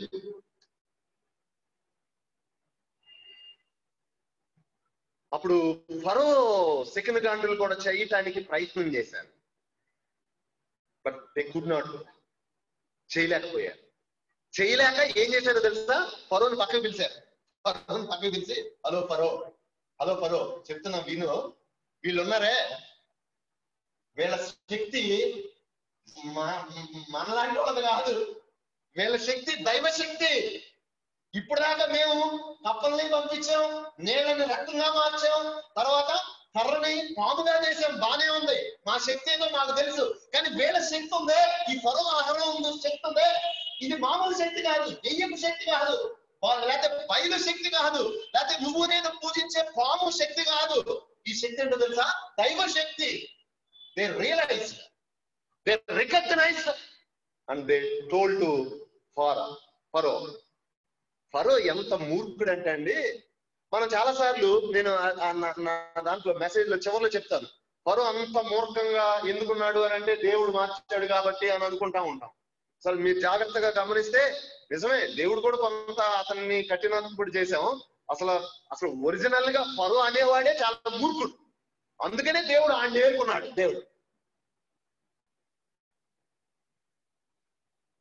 వాళ్ళు చెప్పినా వినలేదండి. ఇశ్రాయేలుని నేను పంపినన్నాడు. తర్వాత 4వ తెగులు వచ్చింది. బాధాకరమైన ఈగలు వస్తున్నాయి. బాధాకరమైన ఈగలు. ఇక్కడ కొంచెం డౌన్ అయ్యి నీ దేవుడిని వేడుకో అని అన్నాడు. వేడుకున్నాడు, ఈగలు వెళ్ళిపోయినాయి, మళ్ళీ కఠినుడు అయిపోయాయి. అసలు జాగ్రత్త గమనించండి. ఫరో బాధ వచ్చినప్పుడు కొంచెం తగ్గుతున్నాడు, బాధ వెళ్ళంగానే మళ్ళీ కఠినుడు అయిపోతున్నాడు. 5వ తెగులు. ఐగుప్తుల పశువులన్నీ చచ్చిపోయాయి. ఇది అతని సమస్య కాబట్టి అసలు నిమ్మకి నీరు ఎత్తనట్లు సైలెంట్ గా కూర్చున్నాడు. అసలు 6వ సమస్య, జనుల మీదకి జంతువుల మీదకి దద్దుర్లు వచ్చినాయి. కొంచెం దిగొచ్చాడు, మరలా మోసేసుని పిలిచాడు, వేడుకో బాబు నీ దేవుణ్ణి అని అన్నాడు. వేడుకున్నాడు, దద్దుర్లు పొక్కులు పోయి మళ్ళీ మామూలైపోయాడు, మళ్ళీ కఠినుడు అయిపోయాడు. 7వ సమస్య, వడగండలు పిడుగులు వచ్చేసినాయి. బయట ఉన్న జంతువులు, మొక్కలు, మనుషులు అందరూ ఆల్మోస్ట్ బయట, ఇళ్లలో లేకుండా బయట ఉన్న వాళ్ళందరూ చచ్చిపోయారు. ఇప్పుడు ఫరో రెస్పాన్స్ చూడండి. ఫరో, నేను పాపము చేసి ఉన్నాను, నేను నా జనులు దుర్మార్గులు, యెహోవా న్యాయవంతుడు, నీ దేవుడు, నీ వేడుకో అని అంటా ఉన్నాడు. కొంచెం దిగొచ్చాడు బాగా, నేను పాపం చేశానయ్యా, నేను నా జనులు చాలా దుర్మార్గులం అయ్యా, నీ దేవుణ్ణి వేడుకో అయ్యా అని అంటే, అప్పుడు మోసెస్ మరలా వేడుకుంటా ఉన్నాడు. వేడుకున్న తర్వాత మరలా మోకత్వం కనపరుస్తాను. ఆ తర్వాత 8వ తెగులు, మిడతలు వచ్చేస్తా ఉన్నాయి. ఆ మిగిలిన ఉన్న వాటిలన్నింటినీ తినేస్తా ఉన్నాయి. మరలా మోసెస్ని పిలిపించి మరలా ఎలా రెస్పాండ్ అయ్యాడు చూడండి. దేవుని ఎడలను నేను పాపము చేసి, నీ దేవుని ఎడల నేను పాపము చేసి. ఇంకొక మాట యాడ్ చేశాడు అక్కడ, దయచేసి ఈ ఒక్కసారి క్షమించండి. అబ్బబ్బా, ఈ ప్రార్థన అంటే ఈ ఫరో మాట్లాడే మాటలు మోసెస్తో, ఆ మాటల్ని స్టడీ చేస్తున్నప్పుడు అసలు కొట్టొచ్చినట్లు ఎవరు కనపడ్డారో తెలుసా? నాకు నేను దేవుడికి చేసిన ప్రార్థన అనేక సార్లు, ప్రభు ఈ ఒక్కసారి క్షమించండి ప్రభు, పాపం చేయటం ఈ ఒక్కసారి క్షమించండి, ఈ ఒక్కసారి వేడుకున్నాడు. ఆ మిడతలు కూడా వెళ్ళిపోయింది. ఇక 9వ తెగులు. 3 రోజులు చీకటి వచ్చేసి, అసలు ఈ అద్భుతం నాకు బ్రదర్ కూడా కొంత వర్ణించడానికి ప్రయత్నించారు ఎర్ర సముద్రాన్ని. అద్భుతం ఏంటో తెలుసా? గుంటూరే ఈజిప్ట్ దేశం అనుకుందాం, పాత గుంటూరు అంతా ఐగుప్తీలు ఉండేవాళ్ళు, కొత్త గుంటూరు అంతా క్రిస్టియన్స్ అంటే ఇజ్రాయెల్స్ ఉండేవాళ్ళు అనుకోండి. పాత గుంటూరు అంతా చీకటి అయిపోయింది. పాత గుంటూరు అంతా కట్టికే చీకటి, కొత్త గుంటూరు అంతా ఇలా ఉంది. ఇప్పుడు ఎలుగు ఇప్పుడు పగలు ఎలా ఉందో అలా ఉంది. అలాంటి ఎక్స్పీరియన్సెస్ లో నుంచి ఇశ్రాయేలీలు వెళ్ళారండి. అసలు అయినా వాళ్ళు ఎలా ప్రవర్తించారు చివరిలో చూద్దాం మనం. అసలు అదే అంశం ఇక్కడ. అసలు వాళ్ళ యొక్క రియాక్షన్, వాళ్ళ రెస్పాన్స్ ఎలా ఉందో చూద్దాం. 3 రోజులు కట్టిక చీకటి. సో పిలిపించేశాడు, వెంటనే పిలిపించాడు ఫరో. మోసెస్ని పిలిపించాడు. మోసెస్ వచ్చాడు. అప్పుడు అయ్యా మీ మందల్ని మీ పశువుల్ని విడిచిపెట్టేసి నీ పిల్లల్ని అందరిని తీసుకొని వెళ్ళి ఆరాధన చేసుకో అంటే మోసెస్ కుదరదు, మా మందల్ని మా పశువుల్ని మా పిల్లల్ని కుటుంబాల్ని అన్నింటినీ తీసుకొని వెళ్లాల్సిందే అని అంటే కుదరదు అని చెప్పి ఫరో కొంచెం సీరియస్ అయిపోయాడు. ఇప్పుడు ఏమన్నా తెలుసా? ఏమంటాడంటే ఫరో కోపంతో, మోసెస్ నీవు నా కంట పడొద్దు, అలా జరిగితే నీవు మరణిస్తావు అని చెప్పాడు. ఇంకోసారి నువ్వు నా కంట పడ్డావా నిన్ను చంపేస్తాను మోసెస్. ఫరో చాలా స్ట్రాంగ్ వార్నింగ్ మోసెస్ కి ఇచ్చాడు. మోసెస్ ఏమన్నా తక్కువ తిన్నాడా? మోసెస్ ఏమన్నాడో తెలుసా? అయితే విను, నెక్స్ట్ ఏం జరగబోతుందో తెలుసా? నీ కుమారుడి దగ్గర నుంచి తిరగల విసిరే కుమారుడి దాకా ప్రథమ సంతానం మొత్తం చచ్చిపోతారు. ఖబర్దార్ అన్నట్టు ఛాలెంజ్ చేసి అక్కడి నుంచి వెళ్ళిపోయాడు. అప్పుడైనా మనోడికి బుద్ధి రావాలి కదండి, అప్పుడైనా ఫరోకి బుద్ధి రావాలి కదండి. తన కుమారుడి దగ్గర అప్పటిదాకా 9 తెగులు కళ్ళారా చూశాడు. నేను పాపం చేశాను ఈ ఒక్కసారి అన్నాడు. అన్ని సార్లు రియలైజ్ అయ్యి అన్ని సార్లు పశ్చాత్తాపడ్డ ఫరో మళ్ళీ ఏం జరిగిందండి? మళ్ళీ కఠినుడు అయిపోయాడు. చరిత్రలో ఏం జరిగిందో మనకు తెలుసు. తొలి సంతానం మొత్తం ఈజిప్టు దేశంలో ఐగుప్తిలో ప్రథమ సంతానం అంతా చచ్చిపోయారు. ఇశ్రాయేలీలో నేను కొంచెం జాగ్రత్తగా స్టడీ ఇంచుమించు 20 లక్షల కంటే ఎక్కువ మంది అని మనం అనుకుంటాం కదండి. కరెక్ట్ గా క్యాలిక్యులేషన్స్ మనకు తెలియదు కానీ more than 20 lakhs. సో ఈ 20 lakhs లో న్యాచురల్ డెత్ ఉంటది కదా, ముసలా ముత్తుకొని చచ్చిపోతా ఉంటారు కదా, న్యాచురల్ గా వచ్చే డెత్ ఉంటది కదా, సహజ మరణాలు ఉంటాయి కదా. కోవిడ్ మరణాలు కాకుండా ఈ సంవత్సరంలో సహజ మరణాలు కూడా ఉన్నాయి కదా. ఈ సహజ మరణాలను కూడా దేవుడు ఆ రాత్రి జరగకుండా అడ్డుపడ్డాడు. ఇశ్రాయేలీల మధ్యలో సహజ మరణము జరగల. ఆ వధించే దోత వచ్చి కూడా ఏమీ చేయకుండా దేవుడు అడ్డుపడ్డాడు. ప్రథమ సంతానం ఘోష ఏర్పడింది అని రాయబడింది. ఐగుప్తి దేశంలో అంత ఘోష ఏర్పడింది. అప్పుడు ఫరో రెస్పాన్స్ మనం చూస్తే, ఐగుప్తి ఇప్పుడు దిగొచ్చేసాడు, అందరూ వెళ్ళిపోండి బాబు, మీ పశువుల్ని మీ గొర్రెల్ని అన్నింటినీ తీసుకొని వెళ్ళిపో అని చివరికి ఏమంటాడు తెలుసా మోసెస్ని? మోసెస్ ప్లీజ్ నన్ను దీవించు అన్నాడు. నన్ను దీవించు అన్నాడు. రెస్ట్ ఆఫ్ ద స్టోరీ మనకు తెలుసు. అందరూ వెళ్ళిపోతా ఉన్నారు. వెళ్ళిపోయారు ఎర్ర సముద్రానికి వచ్చారు. వచ్చిన తర్వాత మరలా ఆ పురుగు ఏం చేసింది ఫరోని? అసలు ఫరో స్టోరీని నేను స్టడీ చేస్తాను, నేనే గుర్తుకొస్తున్నాను నాకు పదే మళ్ళీ ప్రభు క్షమించయ్యా, నన్ను దీవించయ్యా, అయ్యా ఈ ఒక్కసారి అంటాం. మళ్ళీ ఆ పాపం ఎక్కడో గెలిగిద్ది, మళ్ళీ ఆ పౌరుషం ఎక్కడో వచ్చింది, మళ్ళీ ఆ కోపం ఎక్కడో రేగిద్ది, మళ్ళీ అంతకుముందు పాపం ఎక్కడో లోపల అలా. ఈ ఫరో కూడా ఆలోచించాడు, అరే ఇశ్రాయేల్ అంతా సులువుగా పంపించేసానండి, వీళ్ళ పంపిస్తే ఇళ్లలో పనిచేసేవాళ్ళు ఎవరో, పొలంలో పనిచేసేవాళ్ళు ఎవరో, పదాన్ని తరుందామని ఇక వాళ్ళ దేశంలో ఉన్న ఉత్తమమైన బలమైన ఆయుధాలు లేకపోతే రథాలు గుర్రాలని వేసుకుని తరిమిన సన్నివేశం మనకు తెలుసు. ఏమైపోయారో కూడా మనకు తెలుసు కదండి. ఎర్ర సముద్రంలో ఇశ్రాయేలీలు ఎర్ర సముద్రం అలా పాయలు అవటం, ఆ పాయలో నుంచి అలా నడిచాలటం. నేను దాన్ని కొంత స్టడీ చేశా. ఆ ఎర్ర సముద్రాన్ని పాయలుగా చేసిన సినిమా ఫస్ట్ నేను తెనాలి లక్ష్మీ థియేటర్ లో చూసాను. అప్పుడు చిన్న కుర్రోడిని, నేను 5వ తరగతి 4వ తరగతి చదువుతా ఉన్నాను. ఆ థియేటర్ లో, అది పెద్ద థియేటర్ అనమాట, అది చూపించినప్పుడు అందరం క్రిస్టియన్స్ అందరం చాలా మంది, మాది చిన్నరావురు తెనాలిలో నుంచి చాలా మంది వెళ్ళామన్నమాట, చర్చి వాళ్ళు చాలా మంది. అందరూ నోర్లు అలా తెలిసి ఆ ఎర్ర సముద్రం పాయలుగా అవుతా ఉంటుంటే దానిలో ఇశ్రాయేల్ నడిచెళ్తా ఉంటుంటే అలా చూసిన వాళ్ళని. ఆ తర్వాత తెలిసింది ఏంటంటే అంత పెద్ద ఎర్ర సముద్రాన్ని మనకు చూపించిన వాళ్ళు ఒక చిన్న స్విమ్మింగ్ పూల్ అన్నమాట. ఆ డైరెక్టర్ ఏం చేశాడంటే ఒక చిన్న స్విమ్మింగ్ పూల్ ని తీసుకొని ఆ స్విమ్మింగ్ పూల్ ని 2 భాగాలు చేసి, అంటే విపరీతమైన ఫ్యాన్లు, బలమైన ఫ్యాన్లు ఉపయోగించి 2 భాగాలు చేసేసి మనకి ఆ పెద్ద సముద్రం లాగా చూపించాడు. దానికే మనం నోరులు అలా తెలిసి చూసాం. అసలు ఒరిజినల్ సీను ఇశ్రాయేలీయులు చూశారు. ఇప్పుడు ఒరిజినల్ గా చూసారు ఆ ఎర్ర సముద్రం అలా పాయలు అవటం. ఎలా ఉండి ఉండాలండి వాళ్ళకి? అసలు ఎంత అద్భుతం అసలు కదా. అలా వాళ్ళని దాటించిన తర్వాత మరో సైన్యం వచ్చి దాంట్లో మునిగిపోయారు. ఇక ఆ తర్వాత మీరు 15వ అధ్యాయం 14వ అధ్యాయం ఒకసారి మనం 14వ అధ్యాయంలో 15వ అధ్యాయం.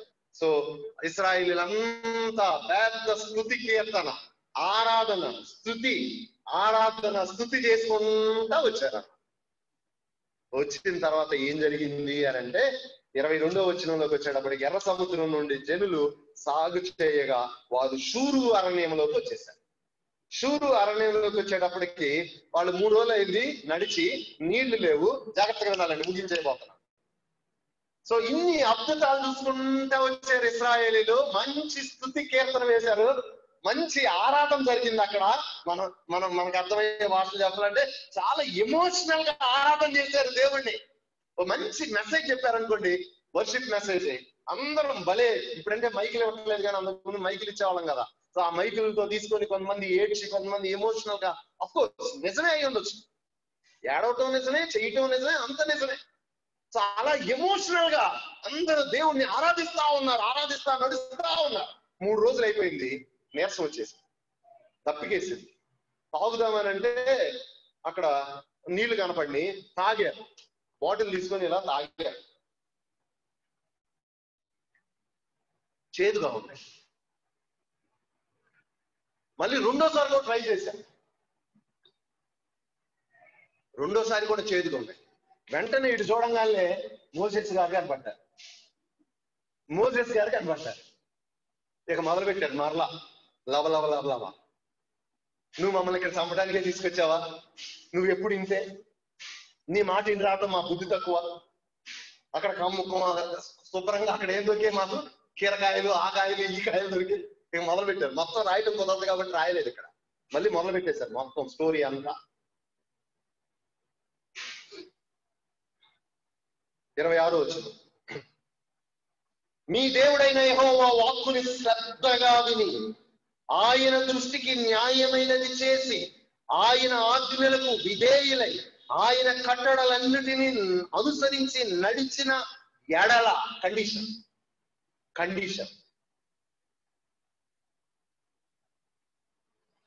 కండిషన్ లేకుండా దేవుడు న్యూ టెస్టిమెంట్ లో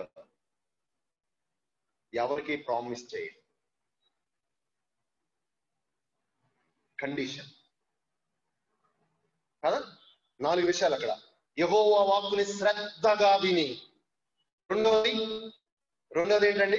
ఆయన దృష్టికి న్యాయమైనది చేసి, 3వది ఆయన ఆజ్ఞలకు విధేయులై, 4వది ఆయన కట్టడలన్నిటినీ అనుసరించిన ఎడల. నెంబర్ 1 ఏం జరిగిందంట? ప్రామిస్ ఏంటి? ఐగుప్తీయుల మీదకి పంపించే ఏ దిగులు మీ మీదకి రాదు. నెంబర్ 1. ఒకవేళ వచ్చిన స్వస్థత అన్న. మరి కోవిడ్ లో చాలా మంది చచ్చిపోయారు కదా, వాళ్ళు ఏంటి ఈ 4 ఫుల్ఫిల్ చేయరంట అంటే నేను అట్లా అన్నట్లా. పౌలు గారి మాటలో చెప్పాలంటే అట్లా రాదు. చచ్చిపోయిన వాళ్ళందరూ ఆయన మాట శ్రద్ధగా వినని వాళ్ళ, ఆయన న్యాయమైంది చేయని వాళ్ళంటే అట్లానా రాదు. In general. సో దేవుడు ఏమంటున్నాడంటే మీ మీదకి ఆ తెగుళ్ళన్నీ ఎప్పుడు రాకుండా ఉంటాయో తెలుసా? ఒకవేళ వచ్చినా మీరు ఎప్పుడు మిమ్మల్ని దేవుడు స్వస్థపరుస్తాడో తెలుసా? ఆయన వాక్కుని శ్రద్ధగా వినాలి, ఆయన దృష్టికి న్యాయమైంది చేయాలి. కొన్నిసార్లు నేను చేసే పని అండి నా దృష్టికి చాలా న్యాయంగా ఉంటుంది. జాగ్రత్తగా వినండి. కొన్నిసార్లు నేను చేసే పని నా దృష్టికి చాలా న్యాయంగా ఉంటుంది, నా కుటుంబం దృష్టికి కూడా చాలా న్యాయంగా ఉంటది. బట్ దేవుని దృష్టికి అది సరైనది కాకపోవచ్చు. అందుకని మనం ఏ పని చేసినా సరే అది నా దృష్టికి న్యాయంగా ఉందా, లేకపోతే సంఘం దృష్టికి న్యాయంగా ఉందా అన్నది సెకండరీ. దేవుని వాక్యానికి అది దేవుని దృష్టిలో అది న్యాయంగా ఉందా అనేది చూడాలి. మూడవది, ఆయన ఆజ్ఞలన్నింటినీ గాయకున్నప్పుడు దేవుడు ప్రామిస్ చేస్తా ఉన్నాడు కదండి. ఏమని?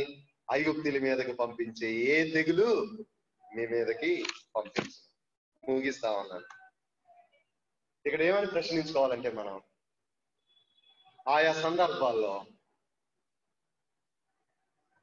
ఫరోలాగా నేను ప్రవర్తిస్తా ఉన్నానా? ఫరోలాగా ప్రవర్తిస్తా ఉన్నాను? ఫరోలాగా రియాక్ట్ అవుతా ఉన్నానా? అలాగే ఇశ్రాయేలీల జీవితాన్ని గమనిస్తే అప్పటిదాకా అనేక అద్భుతాలు చూసిన వీళ్ళు చిన్న సమస్య రాగానే నీళ్లు దొరకలేదండి వాళ్ళకి, నీళ్లు చేదుగా అయినాయి. ఒక్క ప్రశ్న అడిగి నేను ముగించేస్తాను. ఇప్పుడు ఇన్ని అద్భుతాలు చూశారు, ఇన్ని అద్భుతాలు చూసిన తర్వాత నీళ్లు చేదుగా ఉన్నాయి, మోసెస్ కనబడతా ఉన్నాడు. ఇశ్రాయేలీలు ఏం చేసి ఉండాల్సింది చెప్పండి మీరు? ఆ మాట చెప్పుకొని ముగించేసుకున్నాం. ఇశ్రాయేలీలు ఇన్స్టెడ్ ఆఫ్ మర్మరింగ్, లేకపోతే సనగటానికి బదులుగా, మోసెస్ మీద దేవుడి మీద సనగటానికి బదులుగా ఏం చేసి ఉండాల్సింది? ఇశ్రాయేలు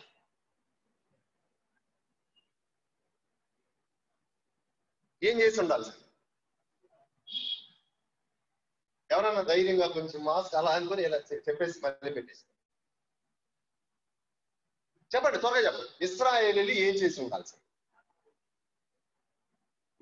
చెప్పన్నప్పుడు కొంచెం వెనపడేటట్టు చెప్పాలి కదా.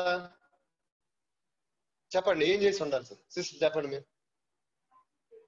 ప్రార్థన చేసి ఉండాల్సింది. వాళ్ళకి అంత సీన్, వాళ్ళు ఏదన్నా అవ్వగానే ప్రార్థన చేసే టైపు కాదు, మోసెస్ చేస్తున్నాడు.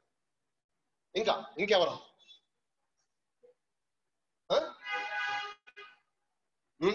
అమ్మా చెప్పు, ఎవరిని? వెంటనే చూడండి, మీకు అర్థమైంది. మోసెస్ అన్నా, మనం మందిరం భాషలో చెప్తున్నాను, నీళ్ళు చేదైపోయినాయి. ఎర్ర సముద్రం అడ్డు రాగానే మోసెస్ ని అనుకున్నారు, లేదా మోసెస్ అని పిలిచారు. ఇప్పుడు కూడా ఏం చేసి ఉండాల్సింది? మోసెస్ అన్నా నీళ్లు తాగలేకపోతున్నామన్నా, దేవుడు వేడుకో, లేకపోతే ఏదో ఒకటి చేయన్నా, ఆ కర్రతో నీళ్ళని చెప్పి కొట్టు, అవి శుభ్రంగా తాగడానికి పనికి వస్తాయి. అలా చేయాల్సింది. వెంటనే సనగటం మొదలు పెట్టేశారు. నా జీవితంలో కూడా ఎన్నో అద్భుతాలు, ఎన్నో వాగ్దానాలు దేవుడు మన జీవితంలో నెరవేరుస్తూ ఉంటాడు. అవన్నీ మనం ఎక్స్పీరియన్స్ చేస్తానే చిన్న సమస్య రంగాలనే మళ్ళీ సనగటం మొదలు పెడతాం. దేవుడికి ఇందాక బ్రదర్ కూడా వర్షిప్ లో దాన్ని మెన్షన్ చేశాడు. దేవుడికి సనగటం అంటే పరమ అసహ్యం అండి. ఏ ఇంట్లో సనుగుడు ఉంటుందో నస, ఎవరి ద్వారా అయినా అవ్వచ్చు, భార్య ద్వారా అవ్వచ్చు, అత్త ద్వారా అవ్వచ్చు, లేదా నస ఉంటుంది. నస అసలు మనకే ఈ నస పెడతా ఉంటారు కొంతమంది ఆడవాళ్ళు కదా, ఈ భర్తల దగ్గర. ఆ నస అంటే మీకు తెలియదు, మీ గ్రూప్ కి తెలియదు. నస పెడతా ఉన్నప్పుడు మాకు ఎలా ఉంటుందో మాకే తెలుసు. అదే మేమే ఎక్స్పీరియన్స్. భయంకరమైన చికాకు వచ్చేస్తుంది. ఇక దేవుడు కూడా అంతే, నస పెట్టడం మొదలు పెట్టారు, సనగటం మొదలు పెట్టేశారు. దేవుడికి విపరీతమైన కోపం వచ్చేసింది. దేవుడు ఇశ్రాయేల్ని ఆయా సందర్భంలో శిక్షించాడు. వాళ్ళు వ్యభిచరించినప్పుడు, వాళ్ళు విగ్రహారాధన చేసినప్పుడు, వాళ్ళు దొంగిలినప్పుడు, ఇలా చాలా సందర్భాల్లో వాళ్ళని శిక్షించుకుంటా వచ్చారు. కానీ ఎక్కువ శిక్ష ఎప్పుడు పడిందో తెలుసా? వాళ్ళు ఎప్పుడైతే సనిగారో అప్పుడే ఎక్కువ మంది చచ్చిపోయారు. అంటే మీరు అర్థం చేసుకోండి, సనగటం అనేది, నస అనేది ఎంత కోపాన్ని తెప్పిస్తుందో దేవుడికి తెప్పించింది, మనుషులకి ఇంకా తెప్పించింది. కాబట్టి దయచేసి మీ ఇళ్లలో నచ్చొద్దు, మీ ఇళ్లలో సనగొద్దు. మీ భర్తల మీద వాళ్ళు ఏదైనా తప్పులు చేసినా, లేకపోతే ఏదైనా కష్టం వచ్చినా, మీ ఎక్స్పెక్టేషన్స్ మీట్ అవునప్పుడు, మీ అవసరాలు తీర్చబడినప్పుడు, నీళ్లు కొన్నిసార్లు చేదైనప్పుడు, లేకపోతే మీరు అనుకున్నది కొన్నిసార్లు జరగనప్పుడు సనగొద్దు. అంతకు ముందు సాల్వ్ చేశాడు కదా దేవుడు. సో దేవుడి వైపు చూద్దాం, ఖచ్చితంగా దేవుడు సహాయం చేస్తాడు. ఆయన అద్భుత హస్తాన్ని తనదైన శైలిలో, తనదైన సమయంలో 400 సంవత్సరాలు వాళ్ళు దేవుణ్ణి వేడుకున్నారు. వేడుకున్న వెంటనే దేవుడు ఏమి రెస్పాండ్ అవ్వడం. తనకు ఒక సమయం ఉంటది, తనకు ఒక స్టైల్ ఉంటది. ఈ స్టైల్ ద్వారా తన ఉద్దేశాన్ని నెరవేర్చుకుంటాడు. ఇప్పుడు ఇశ్రాయేలీల్ని మోసెస్ హస్తాల నుంచి ఆ ఈజిప్టు ఆ బానిసత్వం నుంచి, ఆ ఎర్ర సముద్రం నుంచి, ఈ ఫరో ఆ కబంధ హస్తాల నుంచి విడిపించడం ద్వారా దేవుడు ఏం చేశాడో తెలుసా? తన ఉద్దేశాన్ని నెరవేర్చుకున్నాడు. ఎలా? ప్రపంచం అంతా తెలిసింది దేవుని యొక్క ఔన్నత్యం. దేవునికి ఒక ఉద్దేశం ఉంటది. ఈ కోవిడ్ వెనకాల కూడా దేవునికి ఒక ఉద్దేశం ఉంటది. ఆయన ఏ సమయంలో ప్రపంచంలో నుండి ఈ వైరస్ ని తొలగించాలో ఆయనకు తెలుసు. ఆయన సమయం దాకా వేచి చూద్దాం. ఒకవేళ అది మన ఇంట్లోకి వస్తే మనం కంగారు పడద్దు. ఎన్నో అద్భుతాలు చేశాడు దేవుడు, దాన్ని కూడా తొలగించగలడు, స్వస్థత ఇవ్వగలడు, లేకపోతే ఇంకేమైనా చేయగలడు. సో అటువంటి దేవుడు మన బలం కంటే, మన శక్తి కంటే, మన జ్ఞానం కంటే గొప్ప దేవుడు మన దేవుడు. అటువంటి దేవుణ్ణి హృదయపూర్వకంగా మనం ఆరాధించాము ఇందాక. సో అటువంటి దేవుణ్ణి జ్ఞాపకం చేసుకుంటూ వాళ్ళలో చేయి వేద్దాం.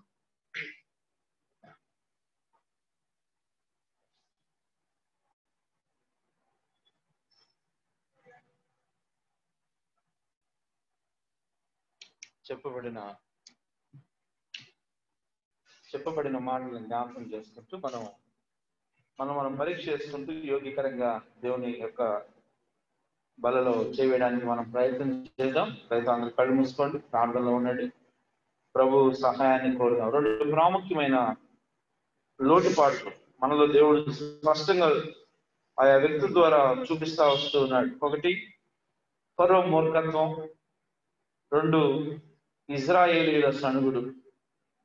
నిజంగా ఫరో, ఇజ్రాయేలీలు మనలో ఉన్నారు. ఫరో మూర్ఖత్వం మనలో ఉంది.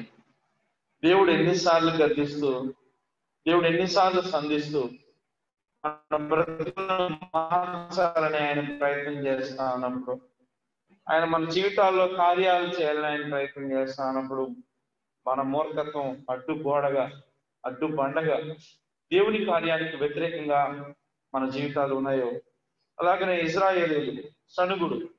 మరి అంతవరకు దేవుడు చేసిన మేలు ఉపకారాలను మర్చిపోయి ఆ ప్రస్తుత పరిస్థితిని బట్టి సణిగిన విధానం, అది ఎంత దేవుని ఉగ్రత రావడానికి కారణమైందో నిజమే. మన సణుగుడు, మన గొనుగుడు, మన వ్యతిరేకత, మన ఎదురాడే స్వభావం దేవుణ్ణి సంతాపం కలగజేస్తా ఉంది, దేవుణ్ణి దుఃఖపెడతా ఉంది. నిజంగా మన బ్రతుకులు మనం మార్చుకోకపోతే మరి భయంకరమైన ఉగ్రత నుండి మనల్ని ఎవరు తప్పించగలరు? ఆయన కృప కలిగిన దేవుడు, వాత్సల్యం కలిగిన దేవుడు, ఎలాగనో ఆయన రౌద్రం కలిగిన దేవుడు, ఆయన భీకరుడైన దేవుడు కూడా. ఆయన నాణ్యానికి రెండో వైపు కూడా ఉంది. మనం ఒకవైపే చూస్తా ఉన్నాం. రెండో వైపు కూడా ఆయన ఉగ్రత కలిగిన దేవుడని, మరి ఆయన రౌద్రాన్ని చూపించే దేవుడని కూడా మనం జ్ఞాపకం చేసుకోవాలి. పరీక్ష చేసుకుందాం, పరిశీలించుకుందాం, ప్రభు సహాయాన్ని కోరుదాం, యోగీకరంగా పనుల్లో చేయడానికి ప్రయత్నం చేద్దాం. కళ్ళు మూసుకొని ఎవరికి వారు వ్యక్తిగతంగా దేవుని ముందు, దేవుని సన్నిధిలో మన ఆ యొక్క స్థితిని ఒప్పుకోవడానికి ప్రయత్నం. ఏ విషయాల్లో మనం మూర్ఖంగా ప్రవర్తించామో, ఏ విషయాల్లో దేవుడి మీద సనిగామో, ఆ యొక్క మారా అనుభవం మధురమైన అనుభవంగా మార్చబడింది. నా బ్రతుకుల్లో ఉన్న ఆ చేదు అనుభవాలు మధురంగా మార్చబడతాయి. దేవుడు మౌనంగా ఉన్నాడంటే చేతకాని వాడే ఉండి కాదు. దేవుడు మౌనంగా ఉన్నాడంటే దాని వెనుక ఒక గొప్ప కార్యం ఆయన చేయను ఉద్దేశించి ఉన్నాడని చాలా స్పష్టంగా తన దాసుని ముఖాంతరాల్లో నుండి దేవుడు మనతో మాట్లాడుతూ వచ్చాడు. ధైర్యం తెచ్చుకుందాం, బలాన్ని పొందుకుందాం. ఆయన మౌనంగా ఉన్నాడంటే ఆయన కార్యం ఏదో జరగబోతా ఉంది. అడుగుదాం, ప్రభువా, నా కుటుంబంలో, నాలో, నా దేశంలో నువ్వు ఎంత గొప్ప కార్యం చేయనై ఉన్నావో, ఏ మూల పాఠాలు నాకు నేర్పడానికి నువ్వు సిద్ధంగా ఉన్నావో, ఇలాంటి పరిస్థితుల్ని నువ్వు అనుమతించావు. అవును ప్రభువా, నాకు ఏమి నేర్పాలని, నా సంఘానికి ఏమి నేర్పాలని, వ్యక్తిగతంగా నన్ను ఆత్మీయంగా ఎంత బలపరచాలని మీరు వీటిని అనుమతించారు ప్రభువా అని మనం ప్రభువుని అడుగుదాం. మనం ఆయనకి లోబడదాం. ఆయన చాలా స్పష్టంగా దేవుని లేఖనాలు ఇశ్రాయేలీయులకి తెలియజేశాడు. మనం ఆయన మాట విని, ఆయన మాటను శ్రద్ధగా విని, న్యాయమైనది చేసి, ఆయన ఆజ్ఞలకు విధేయులమై, ఆయన కట్టడలను అనుసరించి నడిచిన ఎడల ఐగుప్తీయులకు వచ్చిన ఏ తెగులు కూడా మనకు రాదని స్వస్థపరచు యెహోవా అని ఆయన మరొకసారి చాలా సూటిగా, గంభీరంగా దేవుడు మన దృష్టికి తీసుకొస్తూ ఉన్నాడు. ఎంత రమ్యమైన మాటలు, ఎంత ఆదరణకరమైన మాటలు, శ్రేష్టమైన మాటలు ఈ దినాల్లో ప్రభు మనకు వినిపిస్తూ ఉన్నాడు. ఆ రీతిగా మనం పరీక్ష చేసుకుంటూ యోగీకరంగా పనులు చేయడానికి ప్రయత్నం చేద్దాం. నేను మీకు అప్పగించిన దాన్ని ప్రభువులను పొంది తిరిగి ప్రభు యేసు తాను అప్పగింపబడిన రాత్రి రొట్టెనెత్తుకొని కృతజ్ఞతాస్తులు చెల్లించి దాన్ని విరిచి, ఇది మీ కొరకైన నా శరీరము, నన్ను జ్ఞాపకం చేసుకుంటే దీన్ని చేయడానికి చెప్పాను. ఆ ప్రకారమే భోజనమైన పిమ్మట ఆయన పాత్రను ఎత్తుకొని, ఈ పాత్ర నా రక్తము అయిన క్రొత్త నిబంధన మీరు దీనిలో నుంచి త్రాగునప్పుడల్లా నన్ను జ్ఞాపకం చేసుకుంటే ఇది చేయడని చెప్పాను. మీరు ఈ రొట్టెను తిని ఈ పాత్రలో నుంచి త్రాగినప్పుడల్లా ప్రభు వచ్చే వరకు ఆయన మరణమును ప్రచురించదు. ప్రార్థన చేస్తున్నాం. మహాపరిశుద్ధ జీవం కలిగిన తండ్రి, మహిమ కలిగిన రాజా, నీ అద్వితీయమైన ప్రేమను బట్టి, కృపను బట్టి నీ పరిశుద్ధ పాదాలకు వందనాలు. మాట్లాడే దేవుడు అని మరొకసారి రుజువుపరుచుకున్నందుకు మీకు స్తోత్రాలు ప్రభా. ఎంత గొప్ప దేవుడు. అవును ప్రభు, మేము మా స్థితిని ఒప్పుకొంచున్నాం. ఫరో మూర్ఖత్వం మాలో ఉందని ఒప్పుకొంచున్నాం. ఇశ్రాయేలీల సొనుగుడు గొడుగుడు మాలో ఉందని, ఎదురాడే స్వభావం మాలో ఉందని, నిన్ను దుఃఖపరిచిన అనుభవం మాకుందని మేము ఒప్పుకొంచున్నాం ప్రభు. మమ్మల్ని తప్పించగలిగిన దేవుడు, మమ్మల్ని నాయన పరిస్థితుల్లో నాయన మమ్మల్ని సరిచేసి చక్కబెట్టగలిగిన దేవుడు తండ్రి. దేవా కృప దయచేయండి. లోతైన పశ్చాత్తాపం మీరు మాకు అనుగ్రహించమని వేడుకుంటున్నాం. ఏ స్థితిలో ఎక్కడ తగ్గిపోయామో మీరు జ్ఞాపకం చేస్తూ వస్తున్నందుకే మీకు వందనాలు. ఒప్పుకునే మనసు, తప్పుకునే మనసు మాకు అయినా నీ సన్నిధిలో లోబడే మనసు మీరు మాకు అనుగ్రహించమని కోరుతున్నాం.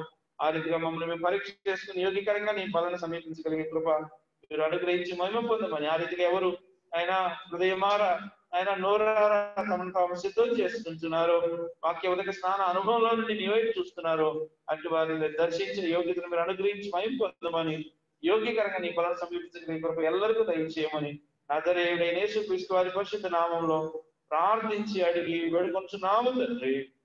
ఆమె ప్రభు రక్తములకు శరీరం సదృశమైన వల్ల మీ వద్దకు తీసుకురాబడిన వారిని హస్తాన్ని చూపించండి. మీకు అందించడానికి వీలు కలుగుతుంది. ద్రాక్షారసం తీసుకున్న తర్వాత ఆ గ్లాస్ మీ దగ్గరే ఉంచండి. మళ్ళీ మీ దగ్గరకు వచ్చి వాటిని కలెక్ట్ చేసుకుంటారు. మీ హస్తాన్ని కనిపించలాగునా ఎత్తి చూపించండి.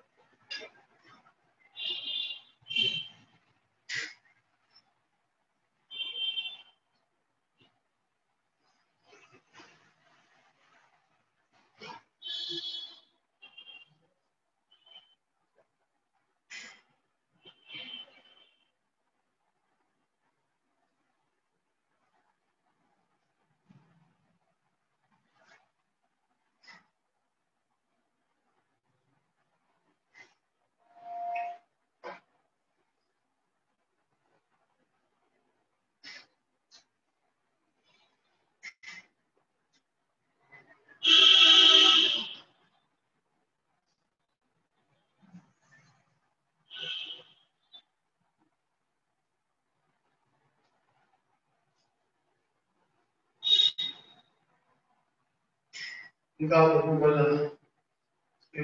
రాని పక్షంలో విగ్రహాలను మాకు పెట్టి ప్రభుత్వాలను బట్టి తేబడుతుంది. పైన ఉన్న సహోదరులు కానీ సహోదరులు కానీ మీరు తీసుకున్న తర్వాత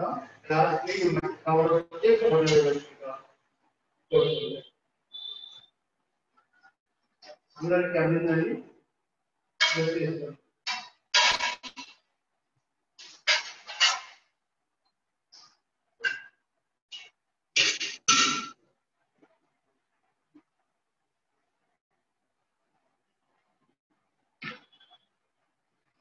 ప్రార్థన చేసుకున్నాం.